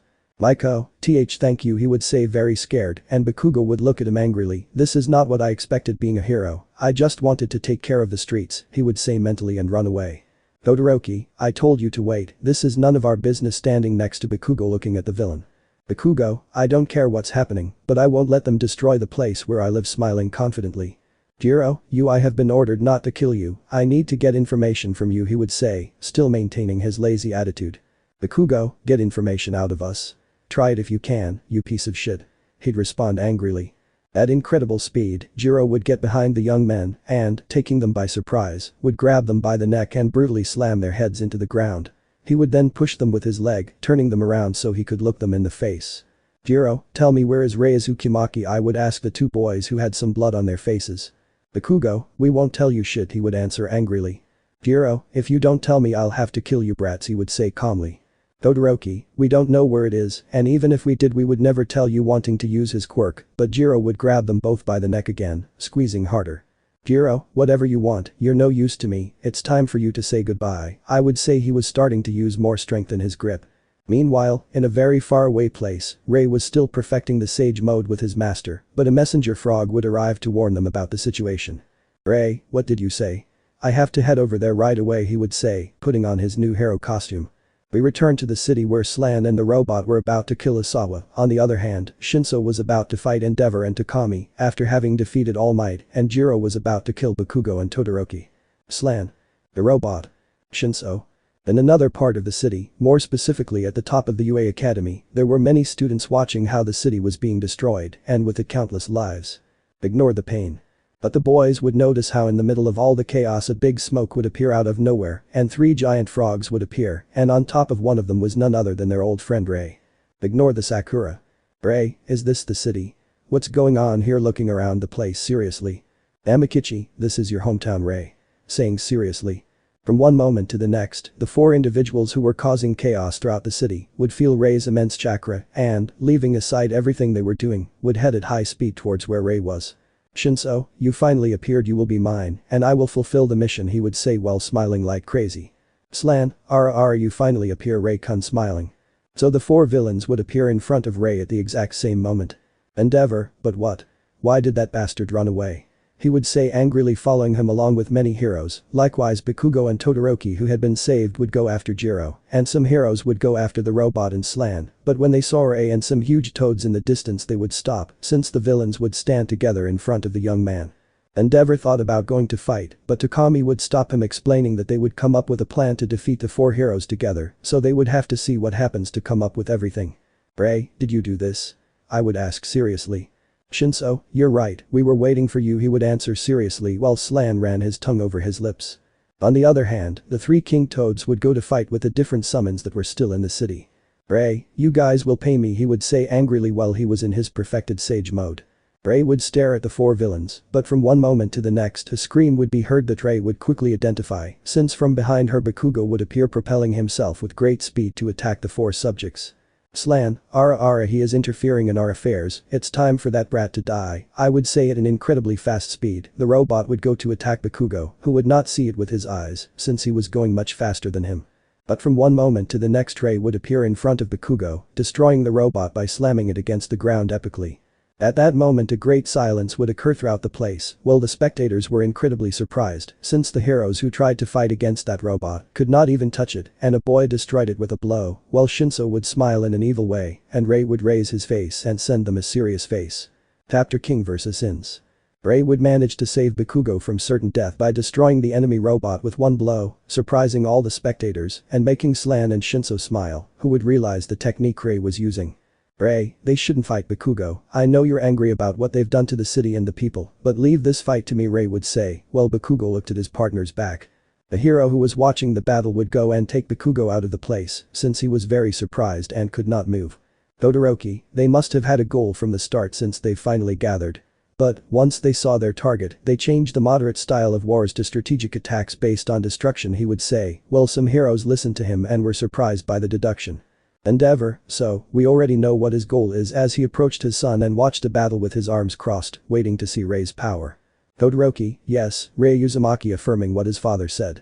On the other hand, in a place a little far from where Rei's fight was taking place, a very powerful person was heading to the place to help Rei, and this was none other than the future replacement of Almight, Mirio Tagada. "Mirio, wait for me, Rei-kun, I will help you in your fight," he would speak to himself mentally while running at high speed. On the other hand, Rei had destroyed one of the enemies, and the other three were preparing to attack and capture Rei. "Rei, why are they doing this?" he would shout angrily. "Slan, these are orders from our superiors, we don't have to tell you anything," he would answer while smiling at her. "Shinso, enough with the talk, it's time to test that new power you got." Then he would go at high speed to attack Rei and start a Jujutsu fight together, since the strong point of both was hand-to-hand combat. "Slan, that's the power of Sage Mode, his melee power is comparable to Shinso's, comparing powers while observing. Endeavor, but what? That brat is giving an incredible fight to that guy who could have defeated All Might," he would speak, surprise being heard by the others who would be surprised. Todoroki, All Might was he defeated? He wondered in his mind, shocked to hear that. "Shinso, well done, I hope you keep up with me," he would shout while they fought, increasing their power and beginning to gain an advantage over Rei, who would jump back to rest for a few seconds. "Rei, damn, I don't have much time left," she whispered while breathing and saw Shinso smiling. "Shinso, I'll start increasing my power, so I hope you give me more of a fight than that guy called All Might, you should know him very well." "Rei, what did you do to All Might?" he would ask in surprise. "Shinso, he simply couldn't beat me, even though he's the strongest hero he couldn't beat me, I didn't even have to use my 50% to fight someone like him, but I didn't kill him, since we're not allowed to finish someone like him yet," he would say, smiling as he watched Rei start to get angry. "Rei, don't buck with me, you couldn't see it," he would say while creating two clones and starting to create the Rasengan Shuriken and throwing it at him. "Shinso, that technique, it seems that this is his reincarnation," smiling and with great speed, he would dodge the attack that was headed towards Slan, but he is using his ability, he would stretch his hand towards the attack and deflect it, sending it towards a mountain, while Jiro still continued without attacking. "Shinso, that was close while falling in another area, but at that moment Izuku would throw a smoke bomb at himself, that thing they stopped creating it a long time ago," serious and attentive to Rei's next move. From the smoke bomb Rei would appear, who was flying towards Shinso at great speed, since she had been propelled thanks to her clones. "Shinso, a frontal attack, huh?" Preparing to counter the blonde's attack, but from one moment to the next, the supposed Rei would become a Rasengan Shuriken, surprising Shinso. On the other hand, from above Jiro, another Rei would appear who would manage to hit him in the head and knock him down brutally. Shinso would barely manage to dodge Rei's attack by bending his back backwards, passing the Rasengan shuriken a few centimeters from Rei's face. Shinso, damn that guy tricked me and attacked Jiro, I won't let you go, damn it, wanting to attack Rei who knocked down Jiro, but some hands would come out from under the ground and grab Shinso's legs, who would be surprised, but what? Then Shinso's body would disappear under the ground and seconds later he would fly away since Rei had hit him with a normal Rasengan. Slan, wow, it seems he thought it through, smiling and watching as the king from underground came to the surface. Jiro, come out, my brat, I would tell him with a low voice, and with both hands on the ground, I would create an explosion to get out of Rei's blockade that was simply a clone, disappearing. Slan, I think it's time to end this, she would say, pointing her hand at the true king, but out of nowhere some voices would be heard from above her. Mange, Frog 1. I'll finish you off, he would say along with the other two toads who had jumped to attack Slan and Jiro, but they would manage to dodge the trio's attack and would continue trying to hit with their respective weapons. On the other hand, Rei's Sage Mode would end and surprise him, but Gamakichi would appear and explain the function of the scroll on his back, so he would open it quickly, but before using it, a scream would be heard in the distance, who was Shinso, recovered from Rei's attack. Shinso, damn brat. I will never forgive you for this, he would say, screaming while running at high speed towards Rei, who was defenseless since he did not have the Sage Mode and was very weak. Rei, damn, I have to escape, he would say, wanting to run, but it was too late, he would not be able to escape from Shinso's great speed, but surprisingly, someone would appear in front of the blonde, blocking the villain's blow, with his arms crossed while looking at him very seriously. Rei, Mirio-san, surprised seeing the back of this one who would turn his face a little to see Rei. Mirio, I finally arrived, you don't have to fight alone, I will help you, with a smile filling Rei with confidence, who would go to a place a little further away to open the scroll and have the clone that he still had in the Toad world return to it and thus have the Sage Mode again. On the other hand, the Toads would still continue trying to finish off Slan and Jiro, but they easily dodged their attacks since they were very fast. Psycho, Toad 2, sorry, I'm very clumsy, he would say while continuing to try to hit, since that phrase was very typical of him. Shinso, who the hell are you? He would ask angrily. Mirio, I am a simple aspiring hero who wants to save people from villains like you who should not exist in society, seriously, but Shinso would try to hit him with a kick, but Mirio, using his quirk, would go through the ground, surprising the black-haired man. Shino, but what? What is that quirk? Surprised, Mirio would quickly appear behind him and hit him, thus beginning an incredible hand-to-hand battle that, although Mirio did not cause much damage to Shinso, with his quirk mastered, he would be taking advantage of the powerful villain who could not land a single blow on the hero. Slan, it's time to end this once and for all, getting serious, using her power and sending the toads flying far away, and seeing how Rei had used Sage Mode again since she managed to use the scroll. Hey Jiro, take care of that brat once and for all. Jiro, don't give me orders, I know what my mission is, I would answer with your lazy voice. He would quickly go to attack Rei and thus knock him out with a great explosion, but Rei would manage to dodge the attack and would counterattack with another blow, but the villain would manage to dodge it but would still feel the blow from the blonde, sending him Slan again. Jiro would get up and think about what had happened, but he couldn't find the answer. Slan, who had seen that, was also surprised by what Rei did. Slan, then I'll take care of this myself, stretching her arm out. Asia Rei used her power to attract him, and Jiro would hit him in the stomach and catch him. Jiro, you better calm down or I'll blow you away, I would say in his ear. Slan, fine, keep it there, I'll finish off the other one who's giving Shinso problems, he would say, referring to Mirio, but Rei would smile, and Jiro would notice that his body was beginning to transform into a toad and his body was turning into stone. Meanwhile, Gamakichi was a little far away watching the battle, very surprised by everything that was happening, since it was very similar to the fight between Naruto and Pain when he was young. Gamakichi, what's going on here? Why is this so identical to that time? Is this an endless cycle? He would ask, very surprised. Jiro had turned to stone, and Rei would easily free himself by destroying the stone arms, and a few meters away Slan would realize. Slan, apparently that technique carries a very big risk, she would say, smiling. I see that you won't stop, then I myself will knock you out so that you don't bother my mission anymore, she would say, getting serious like that, using her ability again, attracting Rei and slamming him against the ground. Quickly with her other hand, she would take out a lot of metal from under the ground and would stick it to Rei so that he wouldn't move, who would scream in pain. Slan, you better not move, if you move you will die, looking down on Rei. Rei, why? Why are you doing this?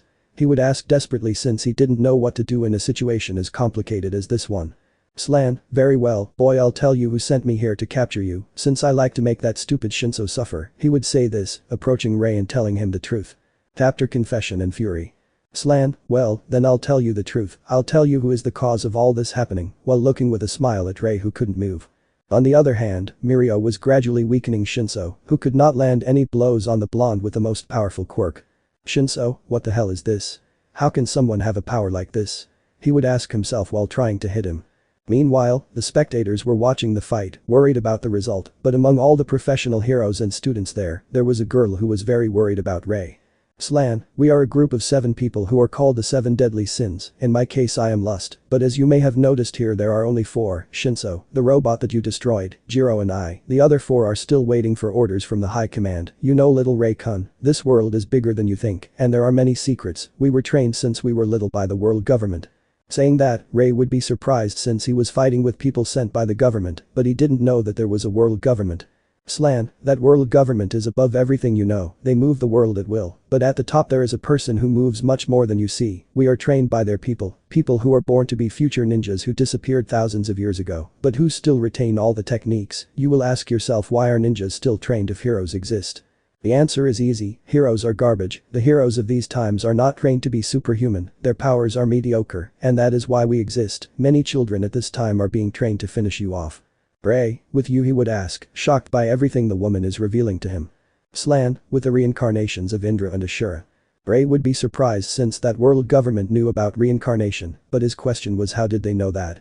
Slan, it is said that every so many generations these 2 brothers reincarnate into chosen humans, our mission is to end every reincarnation that exists smiling.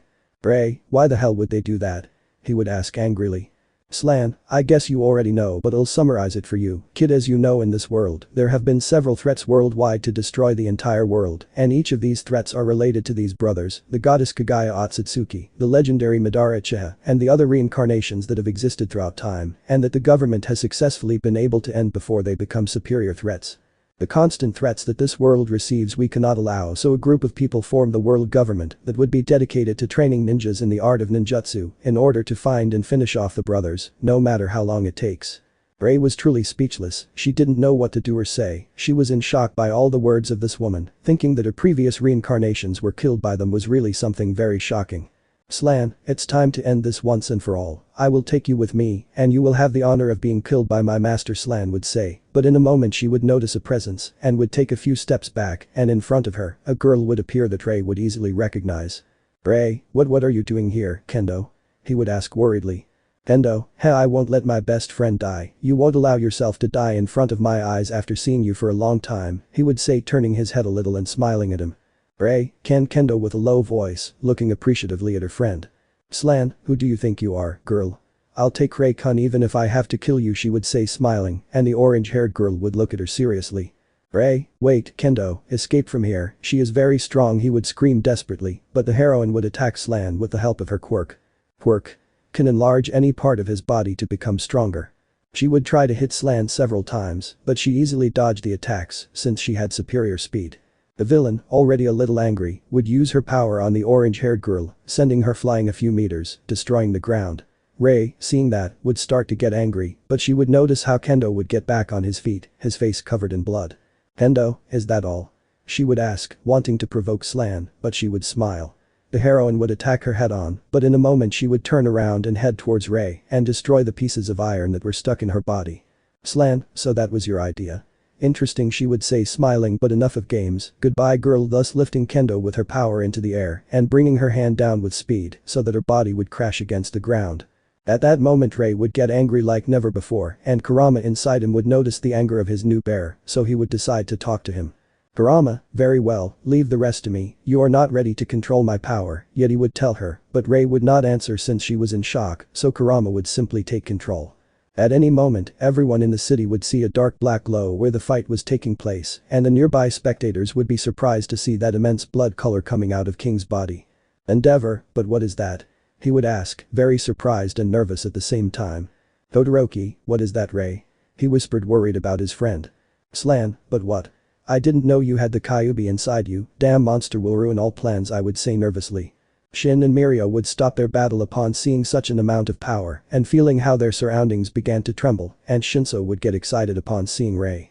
Shinso, finally, someone I can truly fight against he would say excitedly heading at high speed to attack Rei, and when he was centimeters away he would attack him with a blow, but Kurama who was now in command would cut Shinso's body in two killing him.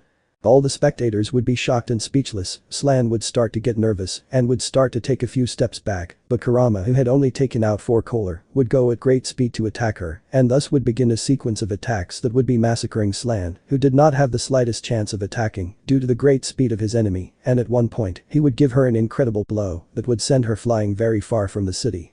Then Kurama would follow her to finally finish off the last one that remained. Meanwhile, Rei was in the place where Kurama always was, still unable to react from her shock. But at one point Rei would feel a hand on his shoulder and he would look back and come out of shock when he saw none other than Naruto Uzumaki, who would look at him with a smile. Chapter Betrayal. Rei, who would meet Naruto since he could not control his fury, and Kurama was controlling his body in order to finish off the only enemy left, who was Slan. Rei, you are Naruto, I would say, looking at him with some surprise. Naruto, hello, Rei, I have been watching you and I have seen everything you have experienced, I would respond with a smile. Rei, boo, but how are you here? She would ask, standing up and looking at him. Naruto, when I was still the Jinchuriki of Kurama we made a deal, when the next Jinchuriki lost control I would appear, and until now it has only been you, I would answer, and Rei would look at the ground expressing a sad face. Rei, because of me, Kendo was injured and I couldn't save her, I would say sadly. Naruto, you know, when I was about your age something very similar happened to me, in fact very similar to what is happening now, they also hurt a loved one, and I was in the same position as you, but my father helped me recover, I would tell him, placing his hand on his shoulder. Rei, but I'm weak, even though I used Sage Mode I didn't know how to take advantage of it. Naruto, you are not weak, you are very strong, destiny has something very big prepared for you, but to achieve your goal of protecting all your loved ones you do not have to give up, there will always be sad moments, but you should never lower your head and try to become stronger, and these two would continue talking for a few minutes, until Kurama would feel Naruto's prescience inside him, so having killed Slan, he would leave Rei's body unconscious and return to where these two were. Kurama, look who we have here, he would say with his imposing voice. Naruto, wow, Kurama, long time no see, he would say with a happy smile. Kurama, I don't care, I would answer, to what Naruto would laugh with some embarrassment. Minutes later Rei would return to her body without first saying goodbye to Naruto, so he would stand up very weak and would see the city in the distance. He would try to jump through the trees, but he was very weak so he would fall, but All Might would just catch him, who had recovered a little, and the two would look at each other with a smile, returning to the city. When he arrived, many people would be waiting for him and would treat him like the hero of the city. Note. The same as when Naruto returned to Konoha. We returned with Izuku Uchiha, who was still in the lair of the 4 subjects who were training him, but they were not there since they had told Izuku that they were going somewhere.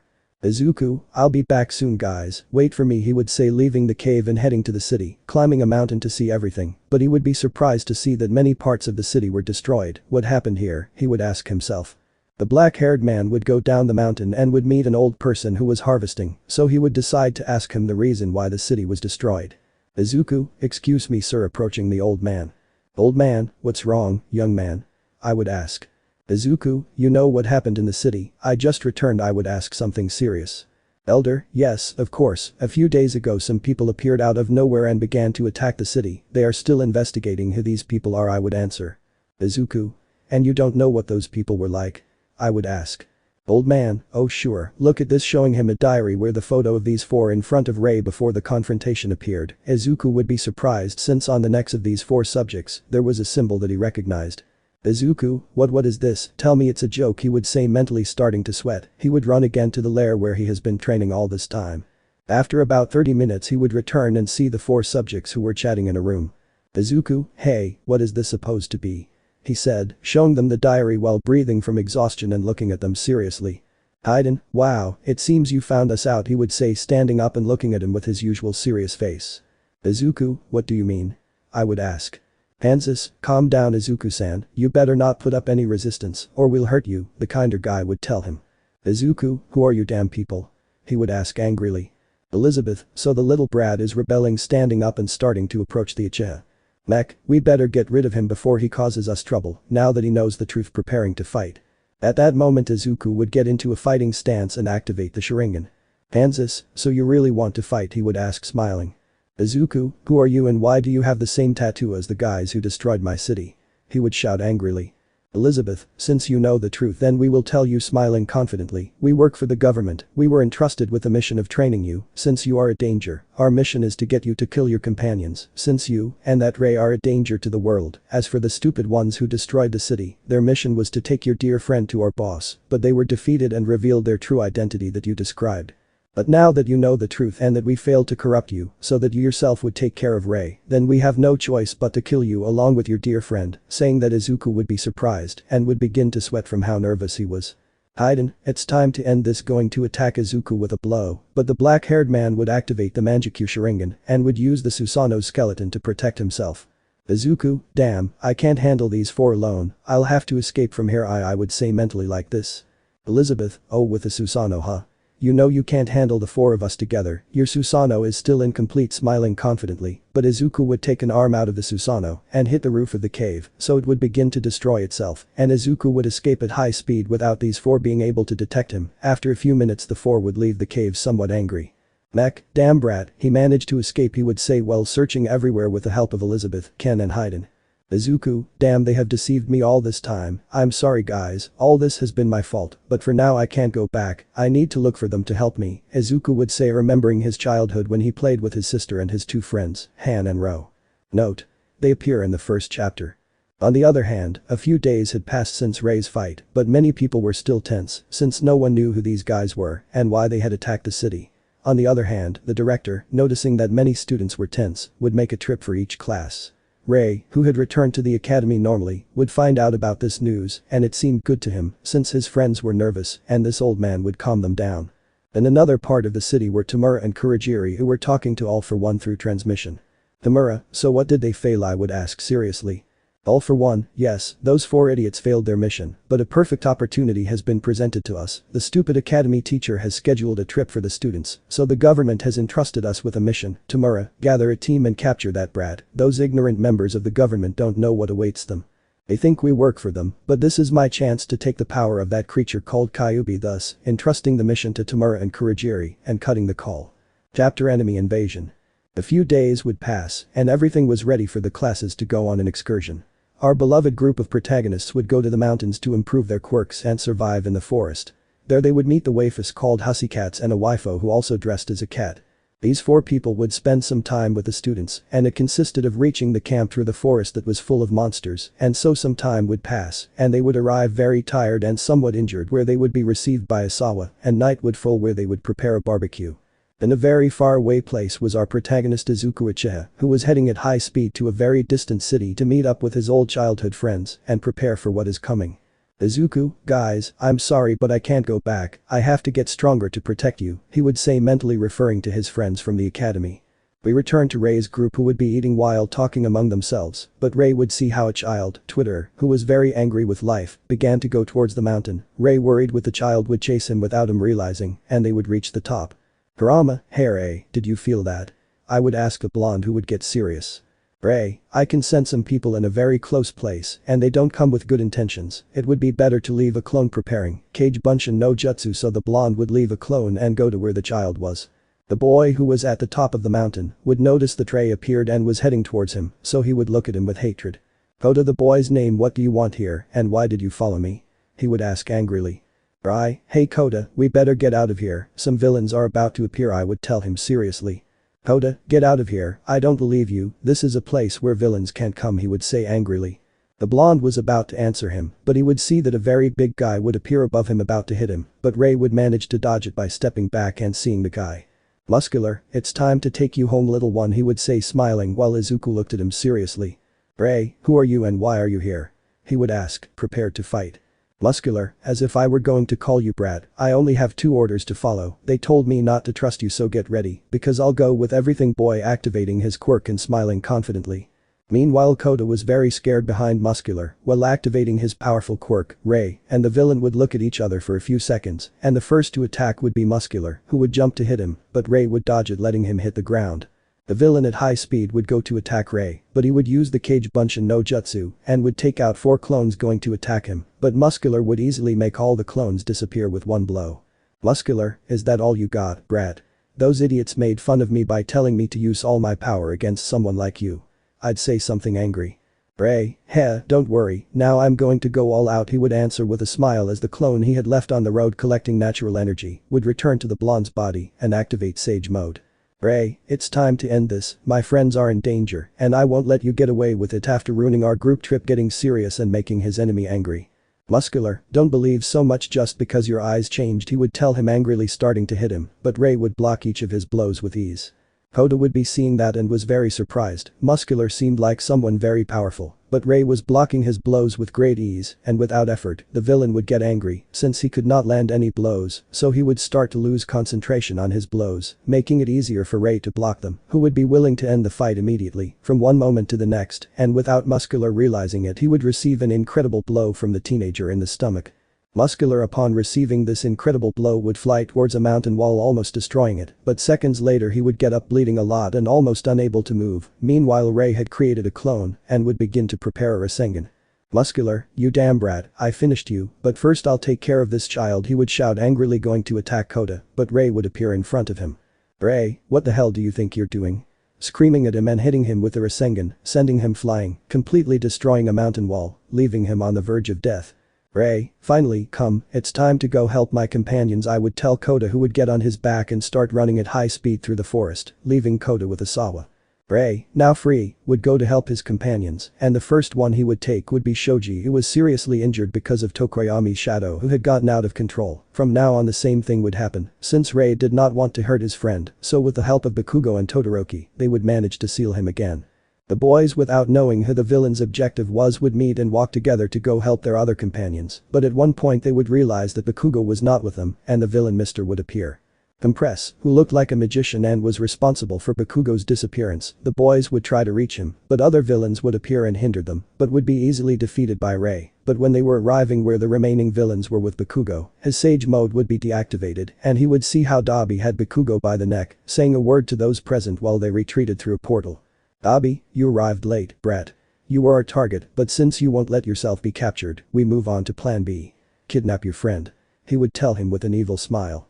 Ray, Kage Bunshin no Jutsu, he would scream, creating two clones, and with their help, he would propel himself at great speed to rescue his friend, but the portal would close and Ray would pass by a few meters, falling to his knees, and upon seeing how his friend was kidnapped, he would scream very loudly since he was very frustrated, and despite having enough power, he could not do anything to prevent his kidnapping. After a few hours, the police would arrive and everyone would return to their homes. Ray was very depressed. He would go up to the top of the academy looking at the city as the sunset fell. Ray, I couldn't save him, I'm trash, I'm not made to be a hero, he would say, whispering, but he would hear a very familiar voice behind him. Kendo, that's not true. Saying that, Ray would look behind him and Kendo was standing there looking at him seriously. Ray, Kendo watching as the orange-haired girl stood next to him, placing her arms on the bars, looking at the city. Kendo, I heard what you said about yourself and I do not agree. You are the hero of the city. You were there when Almight was defeated. You are a hero, never doubt that. Besides, you are my best friend and I will never let you get discouraged. I know that in these times we have not been very close because of our responsibilities, but you know that if one day you have a problem I will be with you. Do not give up. Go and rescue Bakugo. Smiling and laughing, he would cheer up and remember Naruto's words, thus regaining hope and deciding to go rescue his friend wherever he is.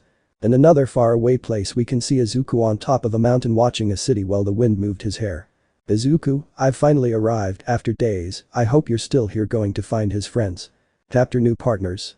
Izuku had arrived at the distant city where his old friends were. The black-haired man would go around the city to find out about his friends and would hear that the two of them were going to a well-known hero academy. Our protagonist would go to the location of the academy and wait at the exit to meet with Ro and Han to inform them about everything that was happening. After a few hours of waiting, the dismissal bell would ring and Izuku would wait at the entrance watching as all the students left. However, at one point, two students would come out that Izuku would easily recognize. The first was a boy with a very unfriendly face who had two swords on his back and his name is Ro. The second was a white-haired boy who was smiling as he bothered Ro because he was in a bad mood all day. His name is Han. Around these two were some of their friends keeping them company. Izuku, upon seeing these two together, would smile and approach them. Izuku, Ro, Han, I would scream, and these two boys would turn around seeing the protagonist. The two boys, upon seeing Izuku, would open their eyes, and the first to react would be Han, who would walk towards Izuku, very surprised. Han, you Izuku? He would ask and the black-haired man would nod in agreement, then Han would hug him with an arm, looking at him with a happy smile.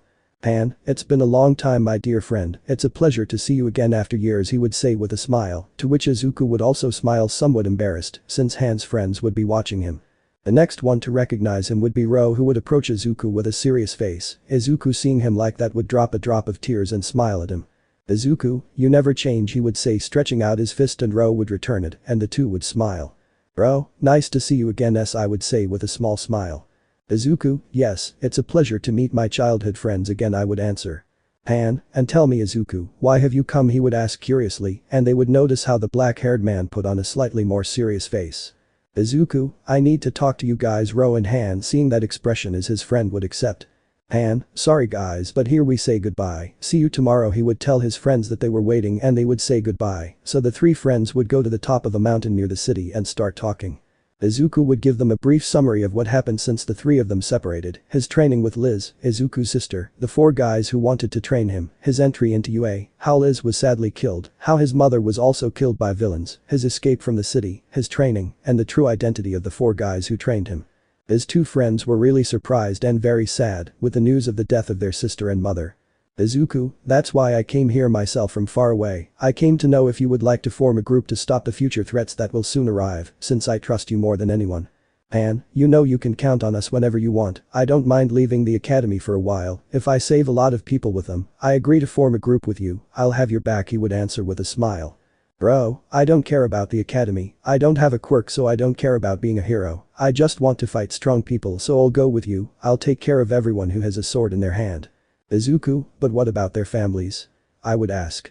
Han, don't worry, they'll understand, and they trust me, so there's no problem. Bro, same here. Izuku upon hearing this would smile with great happiness, and so once again the three would form a powerful team that would save or destroy the world.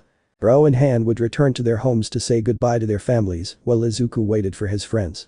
We returned to the city where it all began, that same day where a great team was formed to save the world, elsewhere a great tragedy would occur that would bring misfortune to the world. All the heroes were preparing and creating a plan to assault the place where the villains were hiding to save Bakugo, who was kidnapped, while Rei was preparing to help the heroes in case something went wrong, since she had a very bad feeling.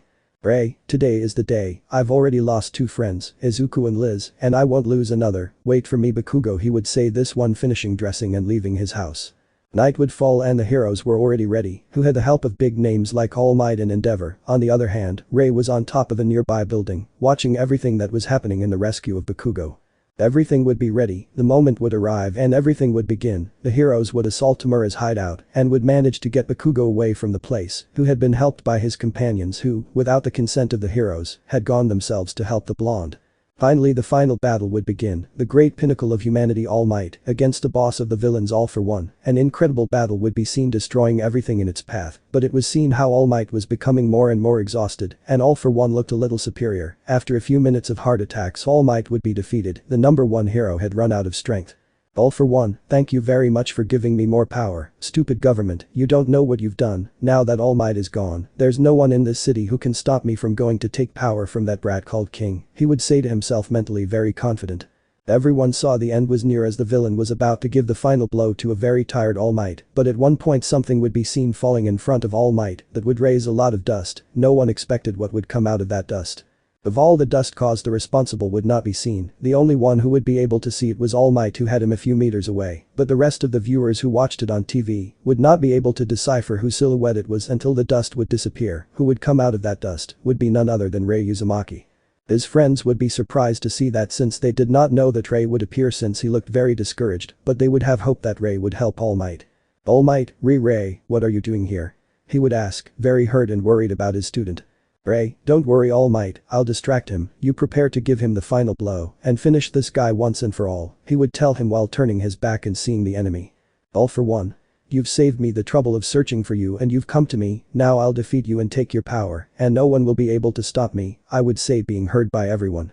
Rei, we'll see about that Cage Bunshin no Jutsu, I would say, this one without using Sage Mode and attacking normally. Hey Kurama, how about we try that? I would ask with a smile. Kurama, I think it's a good idea, prepare yourself because it won't be easy to control him, I would answer with a smile, and Rei would nod. Rei's clones would attack All For One from different places, but they would all be easily defeated since the enemy was someone very powerful. All For One, is that all? I expected more from the hero who saved the city a few days ago. I would say, confident in his strength. Rei, then I will show you some of the power you want to take, and so you will know what the difference is between the two of us, I would answer, and from his body, a golden aura would begin to emerge, shining all over the place, making all the spectators have to close their eyes. Seconds later the glow would disappear, and Rei would be seen with a totally different appearance, as her body could be seen shining. Ray, it's time to start the real fight. I'd say this is surprising everyone. After a great appearance. All for one, what is that supposed to be? He would ask with a serious voice upon seeing Ray's new transformation. Ray, check it out for yourself. If you wanted a good fight so much, here I am to entertain you, I would answer with a challenging smile. All spectators would be surprised to see how Ray's body lit up and was surrounded by what appeared to be fire. Todoroki, he's almost like my father, but his body is completely made of fire, he would say, mentally very surprised. Almight, incredible young Ray, have you managed to control him? The wounded Almight would ask behind his former student. Ray, I haven't controlled it, Kurama lent it to me, he answered while turning his head with a smile towards the number one hero. Kurama, don't get too confident, I've only lent you a little of my power, but you're not strong enough to control it yet, so you only have 1 minute. Ray, I understand, then I'll go all out at great speed. The young and powerful Ray would place himself behind All for One, who would not be able to react as he would receive a huge blow to the head that would slam him with brutal force against the ground. All for One's body would bounce a few inches off the ground and Ray would take advantage to kick him in the back and send him flying through the air.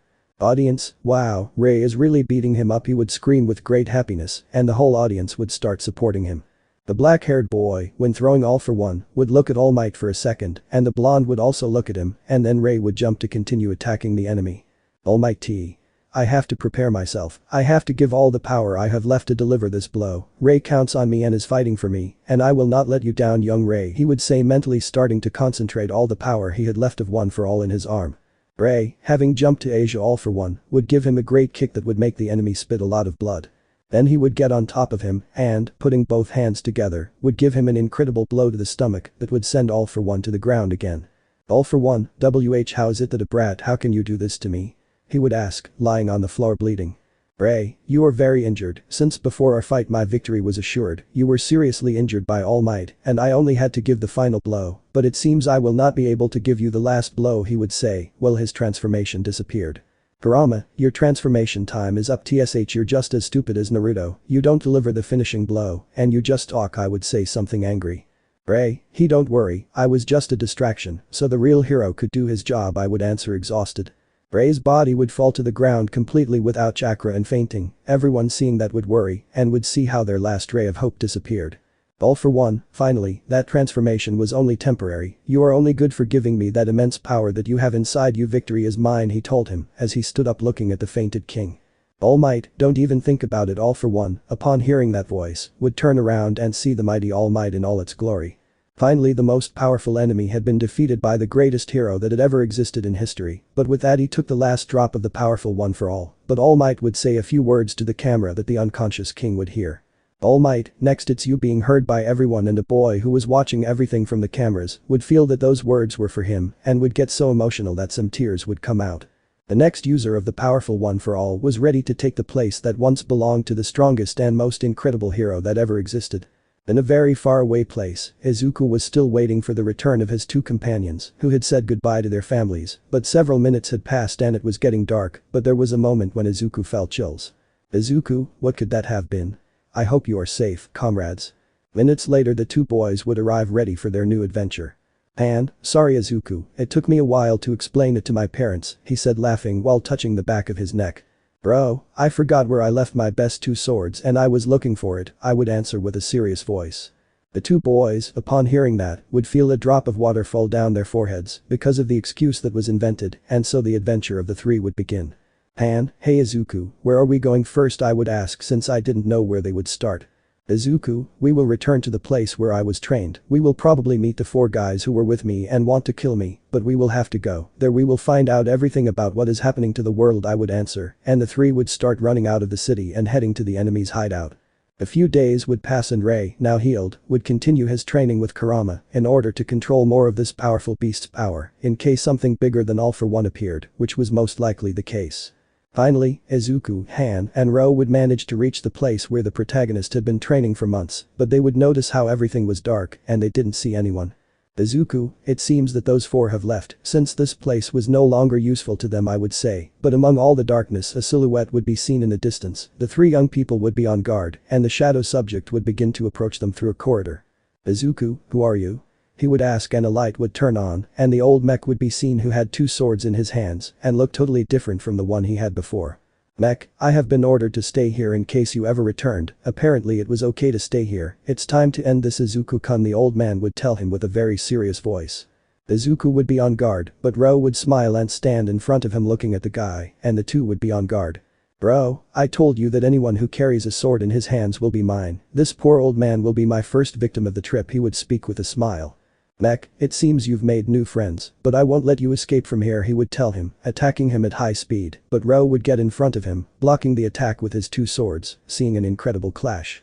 Mech, seeing how a boy blocked his powerful attack, would distance himself from him, realizing that it would not be an easy fight. Bro, hey Izuku and Han, you better go check somewhere else, I'll take care of this guy Dirya, and the two boys would nod going to check the other rooms. Izuku, I'm counting on you, friend, I would say, and Ro would smile. Izuku and Han would run to check all the rooms, but they would not find anything since apparently when they left they took everything important so that no one would discover anything. Bro, this place is very dark, how about we open it up a bit? He would say smiling, and with his two swords and shouting he would destroy the mountain where the cave was hidden in two. The immense mountain would open in two, and the sunlight would begin to enter. The old man would see this with great surprise, but again he would become serious and realizing that he would have to use his 100% in this battle, or he would die. Well, Ro would smile with confidence, and the two swordsmen would prepare for their incredible battle. Izuku and Han would see in the distance how the mountain that covered them split in two, surprising the two boys since to destroy something so big an incredibly powerful power was needed. Izuku, boo, but what was that? That damn mech, he would say angrily, but Han would interrupt him. Han, don't worry Izuku, the one who caused this was Ro, he would tell him with a nervous smile. Izuku, what? What do you mean? He would ask, shocked by what was said. Han, since we moved to another city, since he wasn't born with a quirk, he started training since his dream was to be an incredible swordsman, so he spent many years training many hours a day, staying away from all human contact, that's why he now has such a serious attitude since he is incredibly powerful, he has never given up, and now it is unknown who could win between him and me, since we are forbidden to fight each other, he would tell him, summarizing the incredible power of his friend. Izuku, that's incredible, I thought he had lied to me when he told me he didn't have a quirk, but now I respect him more, he would say smiling, and they would continue exploring the place, but there was a moment when Izuku would feel an immense chakra appear from underground, and out of nowhere, a giant beast would appear in front of Izuku, and they would destroy the entire place. Chapter Mech vs Ro. Our protagonist and his friend had encountered nothing more and nothing less than one of the tailed beasts, a Bijuu, but it was nothing more and nothing less than the 8-tailed Bijuu called Hachib. Izuku, that's a Bijuu, what an immense amount of chakra, he would say very surprised, while some drops fell from his forehead. Han, incredible, is that the beast those guys mentioned to you? He would ask looking at the sky since the monster was gigantic. The chibi, I finally found you brat, we've been looking for you for a long time, he would speak with an imposing voice. Izuku, have we? He would ask very confused. The chibi, me and the other Bijuus, a long time ago, but we never found your chakra, but at last I have found you to tell you what we have to tell you, leaving the two friends nervous since they could not believe that such legendary creatures were in search of nothing more and nothing less than Izuku. Izuku, and what do you want from me? What do you need to tell me? He would ask, getting somewhat serious. The chibi, first of all I will give you a brief summary of what happened before the ninjas became extinct, so he would tell every last detail to Izuku, who would be surprised since his former teachers had hidden many things from him about the ninja world that had existed. On the other hand, in a more distant place, Ro and the old man Mech were in a sword fight. Mech, very well, get ready brat. After finishing saying those words he would go at an incredible speed to attack Ro. Bro, here I go, disgusting old man, I would scream as I went, the old man would also scream. Ro would be surprised by the sudden speed that the old man had taken, so he could only block the attack of this one, who tried to kill him with all his power. Bro, so you're not just an old man, you're stronger than your appearance, as I would say smiling while standing face to face, but Mech would still have a serious face. Then these two would begin an incredible sword clash that would destroy everything around them, the mountain would slowly begin to disappear due to the incredible exchanges between these two titans. The two would be giving their all in their incredible death match. Mech, I won't let that brat Izuku stay alive, I'll give everything I have to fulfill my mission, he told him with a very serious voice. Bro, go ahead, give it your all to kill me, because otherwise you won't have a chance to get close to my friend, I won't let any idiot like you touch my friends, and I will save all the citizens who are in danger from your stupid boss, he would shout angrily, giving a thrust that the Mech would manage to dodge by retreating a few meters. Mech, it seems I need a little help, he would say, snapping his fingers, and from under the ground many creatures with red eyes would begin to appear that apparently only thought about killing. Bro, what the hell is this, old man? I would ask, pointing the sword at him. Mech, they are monsters created by my superiors, don't think you're the only one with allies, I would respond, and all the monsters would go at great speed to attack in a row.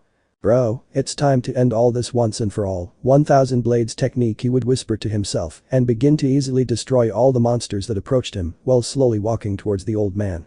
Bro would be approaching the old man, but in a moment he would lose sight of him since the monsters would also appear from the front, but from one second to another, Mech would appear right above him to cut him, but Ro would realize it and would look at him with his eyes seriously. Bro, you've made a big mistake, old man, you have a big weak point, he would say to himself mentally, and in a moment he would spin around himself and cut everything around him in half, including the old man, who would fall while rapidly bleeding out. Bro would approach the body of the mech, cut in two, who could no longer move or speak, and before dying. Bro, without a doubt you are very powerful, but while you followed orders and weakened with the passage of time, I was getting stronger. I spent most of my life training and I will continue. I will be the expensive example that someone without a quirk can be better than a hero, and I will change this mediocre society that exists. I am clear that when you were young, you were very powerful, even more than me, but when you stopped training you rusted, old man. It is a worthy death for someone as powerful as you, who despite being so old, you are still a very strong person. Goodbye, old man, he said while walking towards his friends and putting his swords in. The old mech, upon hearing those words from someone who had defeated him for the first time, would smile and finally die, leaving his mission a failure. Ro was talking to his friends who were talking to the Hachibi. He was telling them the truth about the world and how over the years and the peace that existed on Earth, the ninjas gradually disappeared and society adapted in a different way. Now there are heroes, but no one knows how this power called Quirk appeared. Izuku, I understand, those idiots tricked me into falling into their trap. I have a question for you, Hachibi, Izuku would ask doubtfully. Hachibi, what do you want, brat? I would answer. Izuku, you don't know how this thing called a quirk was created either. And secondly, is it that the Bijuus were looking for me simply to tell me this? I would ask. Hachibi, of course I know, brat, let me finish speaking first before interrupting, I would answer him somewhat angrily. After the final enemy appears. Hachibi, well, as I was explaining, after the ninjas ceased to exist in the world there was a very long time of peace. Humans were advancing their technology by leaps and bounds, but a long time ago a member of the Otsutsuki clan arrived on Earth. Apparently his clan had learned that some of its members had disappeared in this place, so they sent a special member. I, along with the other Bijuus, we took on the task of watching him without him noticing, and that's how we learned that he had spread something around the world. A kind of stardust had appeared in the clouds. For a week humans had stopped moving. The only ones who could move and communicate were the Bijuus. I would be narrating the immense beast. Izuku, what do you mean they couldn't move, he would ask nervously. Hachibi, humans had ceased to exist for a whole week. We could not feel the chakra in any human being. It was as if they had died. We still do not know how it happened, but when exactly a week passed, the dust that fell from the clouds disappeared and humans continued with their lives as if they had never seen that. Years later the first baby who was born with powers appeared. From that generation onwards people with powers that you call quirk began to exist, that is all we know. After that the member of the Otsutsuki disappeared without a trace, ending his story. Izuku, finally, the mystery that humanity has wanted to solve is in our hands. What will be the objective of that Otsutsuki? He would ask very doubtfully. Hachibi, I have two last things to warn you about. We don't know how, but the guy who is controlling the world right now has the powerful eye called Rinnegan, saying that would shock Izuku, since from all the things he's been told those eyes are some of the most powerful that exist. Izuku, what did you say? He would ask very surprised while sweating. Hachibi, as you heard, one last thing, don't tell anyone else about the true identity of the quirk. Humanity is not ready for something so big. Goodbye, and so the eight-tailed beast would go far away. Meanwhile Izuku would be really shocked since he had never thought about the possibility that his greatest enemy had such eyes, but his big question is how he has those eyes. Pan, hey Izuku, it's not time to think, it's time to go find Ro and continue on our way, he would tell him a little more seriously, and Izuku would nod, going in the direction where Ro would be fighting, but they would meet him on the way and the three would talk about everything. In a very distant place we can see a person with a white scientist suit through a mirror, as in a room there were some doctors doing something with a person. Scientist, everything is going according to plan, very soon you will be able to go out and finish off those two who are causing us problems. We return to Ray, who was chatting with his friends in the courtyard. Hiroshima, hey Ray, why don't you want to tell us what your quirk is? Since we met you've never wanted to tell us, but we always see you using different types of powers. At least tell us what that power was that lit up your body when you fought All for One. He would shout at Ray since all his companions had that doubt. Ray, sorry guys, it's not time for you to have an answer yet, he would answer while smiling nervously. Kendo, R.A. We've been friends since we were little, but you've never told me what your quirk is, I would say something angry. Flashback. We see a little king who walked calmly through the streets of his great city. At one point the little boy would see how in the distance a group of boys would be fighting with an orange-haired girl who was kendo in an alley, but the boys were actually receiving a beating from the girl, since her intention was to steal the little girl. Rei would approach the fight and would see everything hidden behind a wall. Second later the three boys would run out of the place crying. "Boy 1, you'll see, I'll bring my friends and my older brother to beat you up," he screamed crying while running, and the girl looked at them with pity. Rei, seeing the boys leave, would enter the alley to talk to Kendo. Upon seeing him, she would be on guard since she thought Rei was coming to hit her. "Kendo, another one. I have no problem, I'll beat you up," he would say with a confident smile. "Rei, calm down, I'm not like those stupid people who came out crying, I only came because your great quirk caught my attention," I would answer her in a friendly way. "Kendo, they asked for it, they wanted to make fun of my orange hair, and they wanted to steal from me," stupid conceited children wiping the dust off his clothes. "Rei, you really are very strong, you were able to beat up 3 boys together without receiving any damage, but I heard that they would come with more friends and with their older brother, will you be okay?" I would ask. "Kendo, I don't care who they come with, if someone wants to abuse me, I will simply defend myself," I would answer something serious. "Rei, fine then I'll stay close to you to see," he would say with a smile. Kendo upon hearing the child's answer, would believe he was a strange boy. At that moment the 3 boys would appear along with about 5 other boys and a teenager who looked like a bully. "Heiko bully, apparently this is the brat who abused my dear little brother," he would say with a confident smile. Note: I call him Heiko so I don't always write Braviken. The orange-haired girl was about to speak, but Rei interrupted her to talk. "Rei, and it seems you are the typical stupid and ignorant bully who couldn't attend an academy because he doesn't know how to control his quirk and who hits children because he can't handle those his age. Am I wrong?" He would answer with a confident smile. Kendo, upon hearing that, would smile and prepare for the fight since he noticed how the Heiko got angry at Rei's words. "Heiko, what did you say, you little shit?" he shouted angrily, ordering all the boys to beat them up. Note: the age of Rei, Kendo and the other kids was around 5 and 6 years old, and almost none of them could control their quirk, and those who could use it were really weak. "Rei, hey, what do you think if we fight together?" I would ask Kendo with a smile. "Kendo, okay, but don't get in my way," he would answer with a smile. "Rei, okay, Kage Bunshin no Jutsu," he would say, and behind him 2 clones would appear, and thus a great battle would begin, more like a great beating, since the bullies were being beaten by Rei and Kendo, until the last one left would be the teenager who was surprised and a little nervous. "Kendo, you're the only one missing. Did you want to fight? Then go for your target," he would say, provoking him, and Heiko, a little scared, would look behind him to leave the alley, but 2 clones of Rei would appear who would cover the exit. The only thing left for him was to fight. "Heiko, hey wait, I just came to talk to you to find out what my stupid brother did," he would say, scared, trying to create an excuse. "Rei, I'm sorry, but if she lets you go then I'll beat you up. I finally found a good time to hit you. A long time ago I saw how you always abused the children by hitting them, but I never had the chance to get revenge. This is my chance, but I'll leave it to her. But if she doesn't want to then get ready to fight me," I would tell her with a challenging smile. "Kendo, hitting kids with. Don't think I was going to let you go either, you came looking for a fight, so now take the consequences," he would say, running towards the boy, and seconds later you would see Kendo standing and Heiko knocked out on the ground. "Rei, how weak, he seemed like someone strong and ended up being a weakling. What a shame I couldn't hit him too, I wanted to get even," he would say, disappointed. "Kendo, hey what's your name?" he would ask with a smile. "Rei, my name is Rei Uzumaki, and I will change the world of heroes so that everyone has the opportunity to fulfill their dreams and are not marginalized just for not being born with a quirk," introducing himself with a motivating air. "Kendo, nice to meet you Rei, my name is Kendo Itsuka," and that's how a great friendship that would last forever would begin. We return to the present and see a person in the dark in a seat very angry while we could see purple eyes with lines. Subject: it's time to end this once and for all, standing up and walking. After a while you would see this subject on top of a mountain, under the immense darkness of the night, observing the immense and brilliant city that was in front of him while his eyes shone. Note: it is not Madara, it is just an example. Subject: it's time for them to come to me, I would say, and from his body, an immense amount of purple aura would begin to appear. That immense aura would be seen throughout the city as it reached the clouds. The first to feel that amount of chakra would be Rei, who would turn around with a very serious face, and the second to notice that chakra would be Izuku, who would be very far from the city but could still feel that great power. Chapter: Izuku and Rei vs Ino.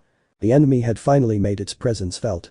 The world was about to experience something that hadn't happened in thousands of years, something they wouldn't understand. The enemy that had caused so many problems to the world had finally appeared. Under the darkness of the night, a huge purple glow could be seen on top of a mountain near the city, reaching up to the clouds. Behind the big villain there were 3 people on their knees who would talk to him. Elizabeth, Mr. Zeno, I don't think it's a good idea to act so quickly, we're still here. I would mention him looking at the ground. Note. For those who don't know what Zeno means, it is king of all in Japanese. Zeno, silence, from now on I will take charge, he would answer with an emotionless voice. Ray, what was that? He would ask himself nervously. Kurama, it seems he has finally come out of his cave, he is the one we have wanted to see for a long time, I would answer calmly and with my eyes closed. Ray, who was in her house, would quickly leave and go to where she saw that purple glow that was seen throughout the city. On the other hand, in a very distant place, she saw Izuku, Han and Ro running at great speed to where Izuku had felt the powerful chakra, and it was none other than her city. Zeno, you have finally arrived, Rei Uzumaki, the little one who has caused me so many problems, he would speak with an imposing voice looking down the mountain where Rei was. Rei, so you are the one above everything, the one who controls the world in the shadows, and the cause of so many catastrophes, I would answer seriously. Zeno, you're right, and today I've come to finish off the two brats who are causing me problems. Saying that, Rei would be surprised since he didn't know who the other was. Rei, what do you mean by both? I would ask. Zeno, you're Rei Uzumaki, and your friend Uchiha, I would answer, leaving him surprised since he thought that Izuku was still training with the four guys who took him away. While in the city many heroes would be gathering since they believed that the glow was an enemy, so they would prepare all their troops. The best heroes of the city would gather for combat. Izuku and company were already approaching the city, they could see the purple glow in the distance, and the only ones who would feel the Uchiha's presence would be Zeno and Rei. Rei, Izuku. It seems you also realized, we can finally fight together after so long, he would say mentally. Zeno, very well, I'm finally going to have the pleasure of meeting the two reincarnations together, and I'll get rid of the two of them together, he would say with an intimidating voice. Kurama, hey Rei, look at his eyes, he would say, putting on a serious face. Rei would see his eyes and notice something that would leave him shocked, he had nothing more and nothing less than the Rinnegan in his eyes. Rei, hey, how do you have the Rinnegan? How can someone like you have something so powerful that almost no one else could get? He would ask nervously.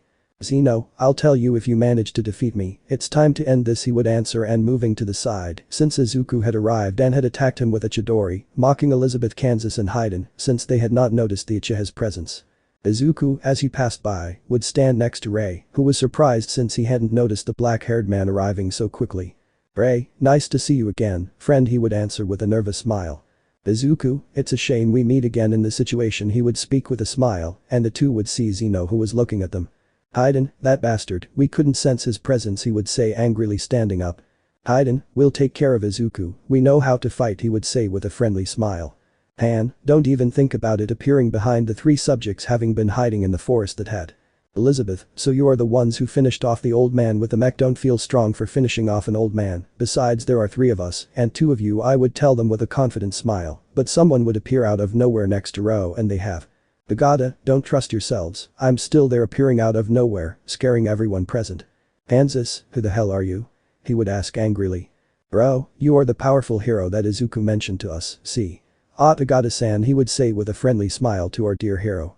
Bagada, that's me, and regarding your question, I'm just a hero who wants to save people and help my friends, I would answer with a smile. Han, enough with the talk, it's time to start the massacre, he would speak with a challenging smile. Hayden, don't think we're coming alone, hundreds of monsters like the ones that appeared in the fight with the old mech and Ro would appear whistling from under the ground and would surround the whole place. Bagada, don't think I came here alone either, he would answer with a smile, and all the heroes of the city would start to appear, forming a huge army on both sides. Rei, thank goodness this is happening outside the city or it would be chaos, he would tell Izuku nervously. Zeno, then let the party begin, I would say, looking at the sky. Izuku, it's fine with me, Chidori, the black-haired man would create a Chidori and put his hand on the ground where this great power would rise to the small mountain where Zeno was making it explode. When seeing that great explosion, the entire army would start to fight. The heroes were more powerful than the monsters, but the latter had the numerical advantage, so it wouldn't be easy. The mountain exploding would create a huge cloud of dust that wouldn't let Zeno see, but Izuku would activate the Sharingan and start searching for him with his eyes. Rei, hey Izuku, why did you do that? He would ask, trying to see through the cloud of dust. Izuku, that bastard is heading to the city, follow me Rei, he shouted angrily as the two of them went at high speed behind Zeno. The great chase would begin where Izuku, with the intention of stopping him, would begin to attack him with a Chidori, but the only thing he would achieve was to destroy all the small buildings that were there. Zeno would easily be dodging the attacks that Izuku threw at him, he would simply dedicate himself to running with a confident smile. Rei, hey Izuku, stop doing that, all you're doing is destroying the city. I would yell at him. Izuku, do you have any plan to stop him so he doesn't kill anyone? he would ask as they ran through the buildings. Rei, in fact yes, look ahead, I would mention with a smile, and Izuku would see that in front of Zeno, many of his clones would appear on top of the buildings. Izuku, how did you know he would attack the city? He would ask surprised. Rei, I didn't do it, simply before going to where that guy was I left a clone in case one of his allies attacked the city, when there were no heroes I would answer. But these two would be surprised since the villain easily finished them all off before they reached him. Zeno, without saying a word, would continue on his way, running through the city without causing any damage. Izuku, that bastard finished them all off easily, I would say angrily. Rei, we have no choice but to follow him to his destination without attacking him, or the city will be destroyed, I would tell Izuku, who would accept. Minutes later Zeno would leave the city and go to a flatter place, staying still and seeing that Izuku and Rei could keep up with him. Izuku, what is your goal? I would shout angrily. Zeno, I simply came here to have our fight without anyone interrupting us, to get to the other side of the city I had to go through it to make things easier, but it seems you destroyed many things along the way. Relax, my goal is not to kill or destroy anything, my goal is you, I am not a villain wanting to conquer the world, since the world is already mine. All I want is to bring peace, and while you and your next reincarnation appear this world will not be peaceful, he would answer with a confident smile, leaving surprised. Rei, so why did you send those 4 guys to destroy the city? Referring to his fight in Sage mode against Slan and the other 3. Zeno, my order was to capture you, but those idiots started doing what they wanted and ended up dead as they should. I just want peace, as long as your reincarnations continue to exist, there will always be one of the two who is evil and threatens the peace we have achieved, saying that the 2 boys would be surprised, since this guy had a little reason, when they knew the truth about the ninja world they knew that there were always reincarnations of themselves who were evil. As is the case of the legendary Madara, for a time the powerful Sasuke can also other reincarnations of Rei. In the other part of the city an entire army would be fighting where there were many deaths on both sides, but little by little, the heroes would begin to take advantage, since these monsters only had incredible physical strength, but the heroes with intelligence and strategies managed to beat them. Mirio, Ro and Han would also be fighting against Elizabeth, Hayden and Kon, who were having a fierce battle. Chapter Big Fights. The black-haired Uchiha called Rei Uzumaki and his great friend Izuku Uchiha were facing their greatest enemy, who had caused a great war of heroes against monsters. This was the current major of the world government that controlled like pawns. This one called himself Zeno. Note: Zeno means king of all. Meanwhile in the other part of the city a great war was taking place, heroes against artificially created monsters. The enemies outnumbered the heroes, but the disadvantage of these monstrosities was that they lacked a quirk, they simply possessed brute force, while the heroes, although fewer in number of soldiers, possessed powers and strategies that could destroy the enemy, but unfortunately many heroes would die for possessing an improper quirk in battle. In the middle of all the massacre there were 6 people who stood out from the rest. On one hand we have the enemies who were Elizabeth, a blonde girl with light eyes who always walked around with a cigarette in her mouth. Then we have Kansas, a brown-haired boy who always wore a friendly smile to fool any enemy. And finally we have Hida, a black-haired guy with a cold look. On the other hand, the other 3 that stand out in the war were Izuku and Rei's friends who were Tomuara, everyone already knows him, Han, a white-haired boy who had a very strong quirk to move with incredible agility and thus dodge and hit much easier, and he was always with a friendly smile. And finally we have Ro, who is a black-haired boy with a more serious face than his friends, a boy without a quirk but with a power with his 2 swords that seemed blessed by the gods of how strong he is. The 6 characters would look at each other face to face, and an air of tension would be noticed by all those who were nearby who would move away. The great moon present in the dark fight was preparing to see a battle that would decide the path of the Society of Heroes.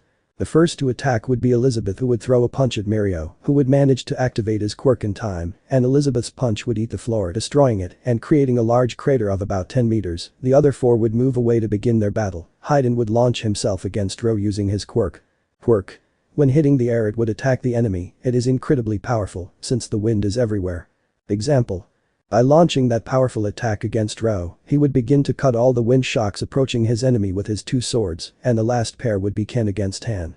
The enemy Ken would activate his quirk to start attacking his opponent who had an incredible quirk, and the Kasei that Ken possessed was Quirk. Can harden his body until it is as tough as a diamond. Disadvantage. When activated you can only use it for 20 seconds, and to activate it again, you have to wait 10 seconds. Thus would begin a great war that would end with all those who stood before its battles, be they heroes or monsters. Meanwhile, on the other side of the city, Izuku, Rei, and Zeno were preparing for their big fight. The 3 would be on guard, and at one point you would see how Rei's eyes would look different since she had activated Wise mode by leaving some clones in the city. While the Uchiha heir would activate his powerful 3-tome Sharingan. Ray, it's time for us to fight together again as our ancestors did long ago to save the earth, I would say to Izuku with an honest smile.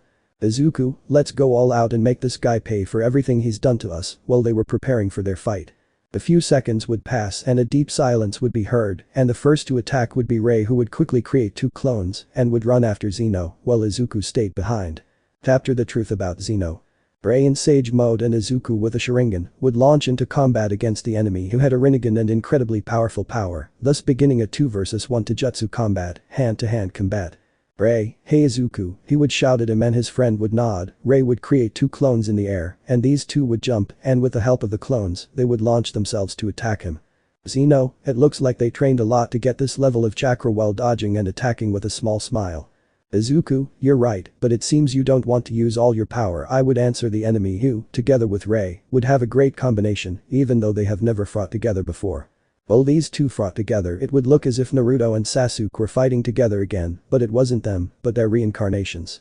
While these 3 fought very evenly, all the ground around them would be destroyed and the trees in the area would fly away from the impact they gave each other. Ray, let's see if you can dodge this. A clone appeared behind him with a Rasengan trying to hit Zeno, but he had already noticed the clone, thanks to his powerful eyes. The attack was about to hit him in the back, but he would manage to dodge it by making a quick movement to the right, passing long, where Izuku and Ray would almost manage to dodge it. Zeno, they were close, but they couldn't hurt me with something so simple while preparing to use the Rinnegan. Izuku, be careful Ray, I could use the Rinnegan at any moment, saying that Zeno would look at them with a small smile. Zeno, come for me while he provoked them with his hand. These 2 upon seeing that would prepare, but would hear a loud noise, and when they turned around they would feel a great pain, since 2 huge pieces of the mountain had come out of the ground and had hit these 2 in the back to attract them towards the enemy. The 2 boys would be abruptly approaching Zeno, since they had been hit from behind, while the enemy was preparing to launch another attack. Meanwhile, in the other part of the city, Minato was increasingly gaining an advantage over Asia Elizabeth since, although she had a strong quirk, she couldn't land any blows on her opponent. Quirk. When you touch something with the palm of your hand, a huge explosion is generated. Note. This quirk is not the same as Overhaul Quirk. While Elizabeth had a really powerful quirk, all Mirio had to do was go through it every time she wanted to touch him and thus counteracted. Mirio, I thought your quirk was something of super strength because of what you did a few moments ago when you destroyed the place where we were, but it seems you only used your quirk, he told her a few meters away from her, while the blonde adjusted her hair and sighed. In a quick movement she would launch herself against Mirio again with a more serious face than before. The hero would be confused when seeing this. Mirio, will he attack head-on again? He must have some plan, I shouldn't be too confident. I'd say, more seriously, using his quirk and going through the ground. A few seconds would pass, and the blonde would deactivate his quirk, returning to the surface, but he would notice that his enemy was no longer anywhere. Mirio, not here. What's going on? A few seconds ago she was here, he would say it mentally, but he would feel like something hit him on the head and then he would fly away because of an explosion. It was Elizabeth who had attacked our dear Mirio. He would try to stand up and would see that the cause of the attack was the blonde, who looked at him seriously, prepared for the next attack. Mirio, how did you do that? He would ask, hurt while standing up. Elizabeth, the first simply realized that when you use your quirk you stop breathing. I also realized that you always last less than 10 seconds underground, so that is your limit. When you use your quirk your vision also disappears when you go down. At the moment you used your quirk, I simply used mine to go up. Mirio, up, he would ask, confused, ready to continue the fight. Elizabeth, do you think that with my quirk I can only explode things? I have improved my quirk to the point where by touching the air, I can propel myself with it, so I decided to get out of your field of vision and thus attack you by surprise. Do you think you can continue using your quirk as often as you do now? I would answer with a very serious voice. Mirio, the same trick won't work twice on me going to attack her without using his quirk. Elizabeth, we'll see about that, while launching herself at Mirio. On the other hand, in a nearby place we see the fight between Han, hero, and Khan, villain, who were having a very even fight. While Khan attacked with his fists, Han easily dodged him since his quirk allowed him to have an incredible reaction speed, while Han, when trying to hit Khan, would not do any damage since he could harden his skin to a point where it was stronger than diamond. Meanwhile, Ro, hero, was beginning to take advantage against his enemy Haiden, since he could easily counter his quirk. He was getting closer and closer to Haiden since he dodged or blocked all the attacks that Haiden threw at him. Haiden's quirk. When hitting the air he can launch a very powerful shock slingshot. It is similar to hits from Dragon Ball. Ro was getting closer and closer to Haiden, who was starting to get nervous when he saw his enemy's face. Until at one point Haydn, very nervous, would try to step back, but in a quick movement Ro would count his arms and throw him to the ground, putting one of the swords in his mouth so that he wouldn't make any strange movements. Haydn would scream in pain, but would try to calm down, but the pain was unbearable. Haydn, how is it that someone without a quirk can beat me? He would ask, nervous that Ro would kill him, who would look at him. Bro, you don't need a quirk to be strong, you yourself should know it when you hear about the history of the ninjas. It seems that you can also obtain extraordinary physical power with pure training alone, or have you not heard the story of the legendary Rock Lee and guy? He would answer with an angry tone and respect in his words when naming the legendary guy who implanted a face in one of the most powerful beings that has ever existed. Haydn, evil damn you'll pay for this, he would speak very angrily. Bro, I'm not like others, I don't leave someone alive who tries to kill me, so this is your end, you better stay still or you'll bleed out and die faster. Well, he put away his swords and walked away ignoring Haydn so he could bleed to death. Haydn, damn you'll pay for this stupid shitty brat, he yelled at him with indescribable fury, but he kept screaming in pain. Bro would notice that his friend Han was having trouble facing Kansas since he couldn't hit him because he had a quirk that hardens his body, so he would go help him finish off his enemy. Bro, hey Han, I think you're having trouble, do you need help? He would ask with a confident smile. Han, I could really use some help, after all I can't beat someone like him alone, he responded, moving away from Khan who now had two opponents as enemies. Ainz, I see that you defeated Haydn, he deserved it, he thought he was strong, but he was the weakest of the four, even the old mech could easily defeat him, so you would also defeat him by being able to defeat and finish off the old man, he would say with a serious tone, but I am not that weak, of the four I am the second strongest, only surpassed by Elizabeth, looking at his comrade, who was putting the hero Mirio in a difficult position. Bro, it seems so, I think we'll have to do that, looking at Han who with a smile would nod, and the two would stand on guard to start a new fight. We return with a fight between Zeno versus Rei and Izuku, who were beginning to gain an advantage over their enemy Zeno, since Izuku had activated the Manjeki no Sharingan and would cause problems for his enemy. Zeno, I think it's time to go for it all. It's now or never, I have to do it or there will never be peace in this world. I have to end each and every one of the reincarnations, he would say as he began to fly. Izuku and Rei would be surprised, since they didn't know he could float. You know, I'll tell you who I am, remember Danzo, the man who caused so many problems and who had an obsession with the Uchihas? He would ask with an imposing voice as he rose to the sky. Rei, Danzo.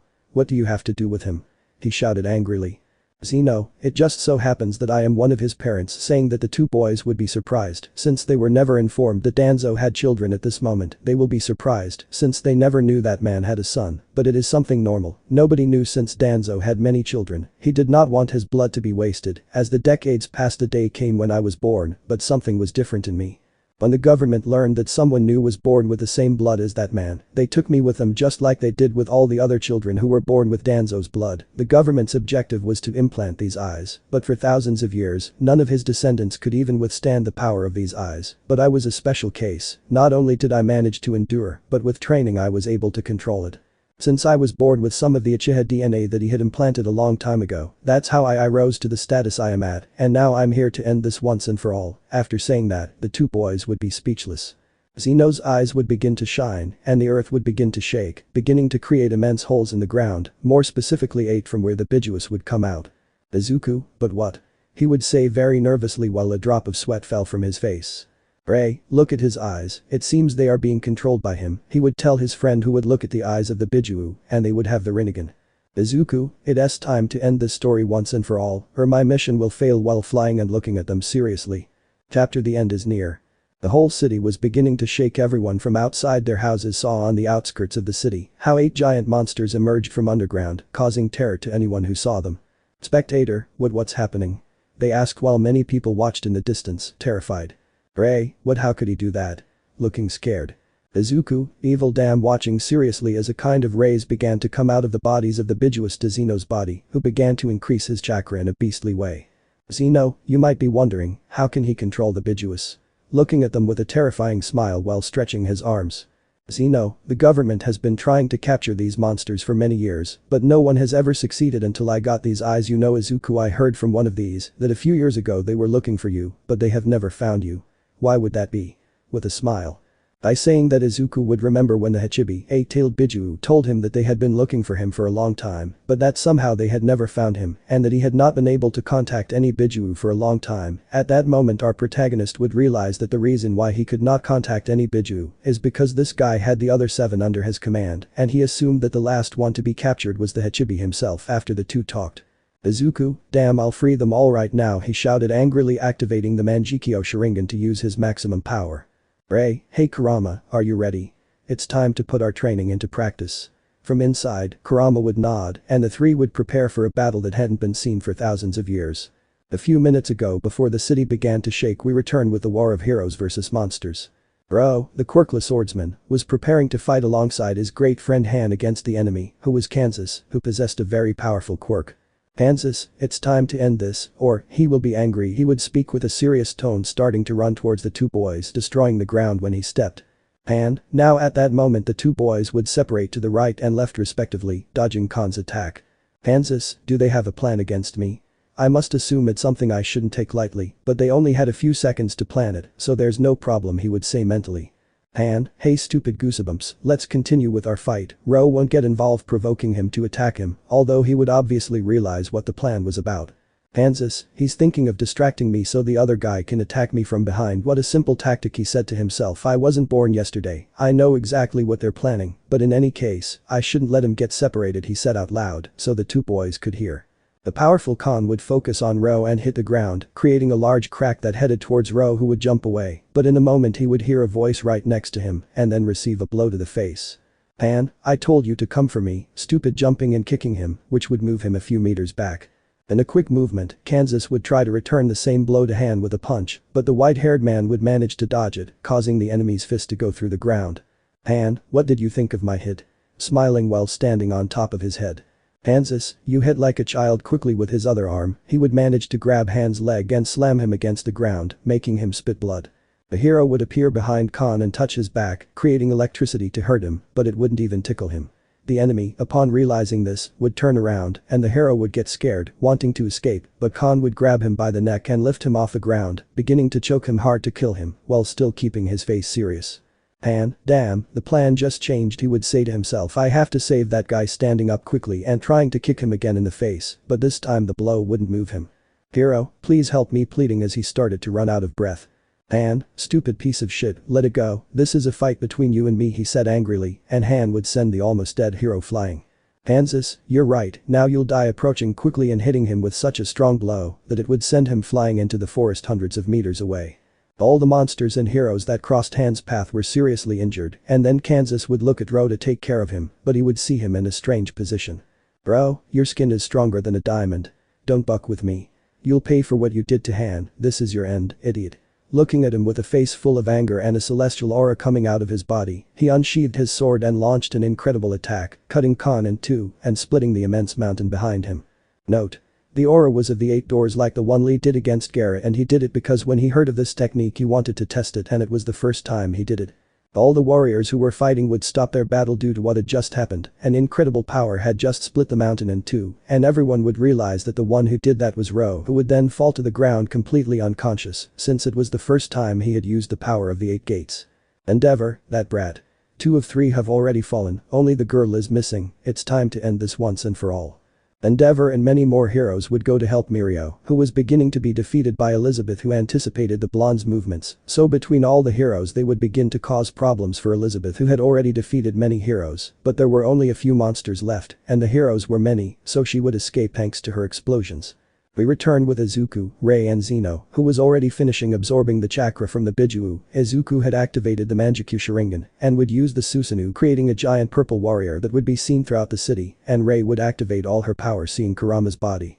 While these two were transforming, 2 helicopters would appear to record the fight and broadcast it on all the cities in the country's channels, since what was happening was historic. The boys from the academy would be watching the battle on television from school, since they were all living together in the building. Momo, those are them, she said, stuttering because of the incredible surprise she and her companions were having. Uraraka, yes, those are Izuku and Rei, interrupting her, more surprised. Hiroshima, those two, how incredibly powerful they are, I didn't know they had that much power, so they've been hiding it from us all this time. With an admiring smile.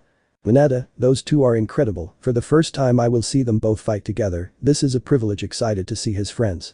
Haminari, what are those giant things you created? And who's the other guy? He asked nervously. Todoroki, that's out of our hands, this isn't something like the League of Villains, this is another world, we couldn't do anything about it, with a serious tone, and somewhat frustrated at not being able to do anything to help his friends. So all the kids would continue talking while watching TV. Meanwhile, Izuku and Rei would see an incredible glow where Zeno was, and when it disappeared, Zeno would be seen with a totally different appearance than he had before. "Zeno, let's end this once and for all," with a soft voice and opening his eyes seeing the Rinnegan. Chapter the end. Everyone watched from their homes as an incredible battle was about to take place. Izuku, Rei, and Zeno prepared for their fight, using their full powers. Our protagonist had the powerful Susanoo, Rei had unleashed Kurama's form, and Zeno had 8 of the 9 Bijuus within him. "Zeno, I just need to finish you off to have the full power of the Juubi in my body," looking at Rei who had Kurama inside her, which was the last piece. "Rei, try it, damn it, you'll see how strong I am now that we fight together," he would answer with a smile, and inside him, Kurama would smile too. "Izuku, enough talk, it's time to get started." Preparing to throw a punch at Zeno and Rei would imitate him, so the 2 punches were directed towards the enemy with incredible force. Like that, but trying to hit Zeno who was floating. Zeno would stretch his arms forward and easily block the blow from the 2 boys, who would be surprised to see this. When that incredible and powerful clash occurred, the entire city would shake for a few seconds. Our 2 protagonists would retreat upon seeing that I blocked their blows. Meanwhile, on the other side of the city, the heroes were practically finishing off the monsters, and only a few remained. Many heroes were killed by the enemies, many of whom were watching the incredible fight that was taking place on the other side of the city. A few of them wanted to go help, but Endeavor and other heroes stopped them. "Endeavor, wait, this is no longer in our hands, we have to leave it to those brats, we are not capable of something so big," he would speak very seriously and with some anger. "The Kami, the second best hero. He's right, if we go we'll just get in the way, we still don't know who he is or what his intentions are, so we can only put our trust and hope in those 2 boys," while seriously looking at the battle in the distance. We returned to the incredible fight, and the 2 boys were surprised to see that Zeno was able to easily stop the power of these 2. "Rei, damn, it's very powerful," while a few drops fell on him because he was so nervous. "Izuku, what did you expect? That bastard has 8 of the beasts who are considered legends among the few who know him." He would answer his friend with a nervous smile. "Zeno, good, it's my turn to attack," I would speak with a soft voice, and from my hand, I would create a Lady Biju. "Izuku, that's what I'm thinking?" I would ask. "Rei, yes, it's a Lady Biju that only Bijuus can create," seeing the enemy's attack. "Zeno, don't be confident, although it looked small it has the power of 8 Bijuus, and if you try to block it the city behind you will also be destroyed, even though it is not my intention to kill people, but it is your choice," moving his hand slowly and throwing the Lady Biju at high speed. "Rei, Kurama," she would scream and quickly create another Biju lady to counter the attack. The 2 powerful attacks would begin to collide and create lightning around them, the dark sky would begin to create a storm, and the entire city would shake, the buildings seemed like they were going to shatter. Izuku would help his friend by activating Amaterasu on Rei's Lady Biju. The new Biju lady would completely destroy Zeno's power and would head towards him, but with his incredible speed, he would manage to dodge the power of the 2 friends agreed. The Biju lady created by Rei would continue until it would fall into the sea, creating an explosion at colossal levels that would be clearly seen throughout the city, creating a light so bright that it seemed like it was daytime. The powerful being would appear in the city, destroying many buildings. People would be blown away, while helicopters would lose their stability and crash. Everyone watching would know that this wasn't human. These powers belonged to something much greater than what had once been the best and most powerful hero, Almight. "Rei, damn, that was close, that bastard is really going all out without hesitation," he would speak angrily. "Izuku, then we would have to do the same," I would answer, and these 2 would start doing something that would surprise everyone. From 0:10 to 0:40. "Rei, we are ready," he would speak with a smile next to his great friend, ready to fight. "Zeno, that's interesting, it seems they have become stronger by combining their powers." "Izuku, you're right, but there's something you haven't realized," while smiling confidently. "Zeno, didn't I notice? What's this about?" he would ask, still remaining calm. "Izuku, we have increased our powers, but your chakra is beginning to decrease, it seems you still do not have full control of that powerful transformation." "Rei, it is, since your transformation is incomplete, then you do not have the same benefits as someone who does have the 9 Bijuus, also you are very weak, your body although trained is not enough," smiling. "Zeno, you're right, I see that my chakra is decreasing, if that's the case, then I have to end this quickly," I would answer them calmly, and at great speed, I would go to attack them. The 2 boys, realizing this action with the sword, would try to count him, but Zeno would manage to block the attack and would kick them in the face that would push them away. "Rei, we'll have to fight with everything without holding anything back, or he'll kill us," he shouted, creating a Rasen shuriken with his other hand and throwing it at Zeno, who would manage to dodge it by little, while Izuku would try to cut it again, but Zeno would dodge it again, and in that single second that the enemy was careless, Rei managed to create a Biju Dama, throwing it at him and hitting him directly, sending him flying hundreds of kilometers. As the Biju lady advanced, Zeno's body began to shatter and burn. Zeno, damn brats, you'll pay for it. Screaming, and with all his strength he would send the Lady Biju to the sky so that it would explode and create another light that looked like the sun. Ray, he managed to divert that damn thing, he would speak angrily. Izuku, it doesn't matter, that attack had to at least weaken him enough for us to start having an advantage, worried about what he's going to do now that Zeno is angry. These two would see how in the distance Zeno approached them at full speed to stamp on them with his own body. Izuku, crossing his arms so that it doesn't hurt him too much, but the blow was so strong that it would send them flying to the city, falling on their feet but destroying a large area of it. Ray, that bastard, he did it so we would fight in the city, we have to leave here immediately, he would speak angrily, about to leave, but they would see Zeno above him with an evil smile. Zeno, where do you think you're going? You've made me angry and you'll all have to pay, he would speak with an imposing voice, seeing how half of his body was completely burned and his face deformed.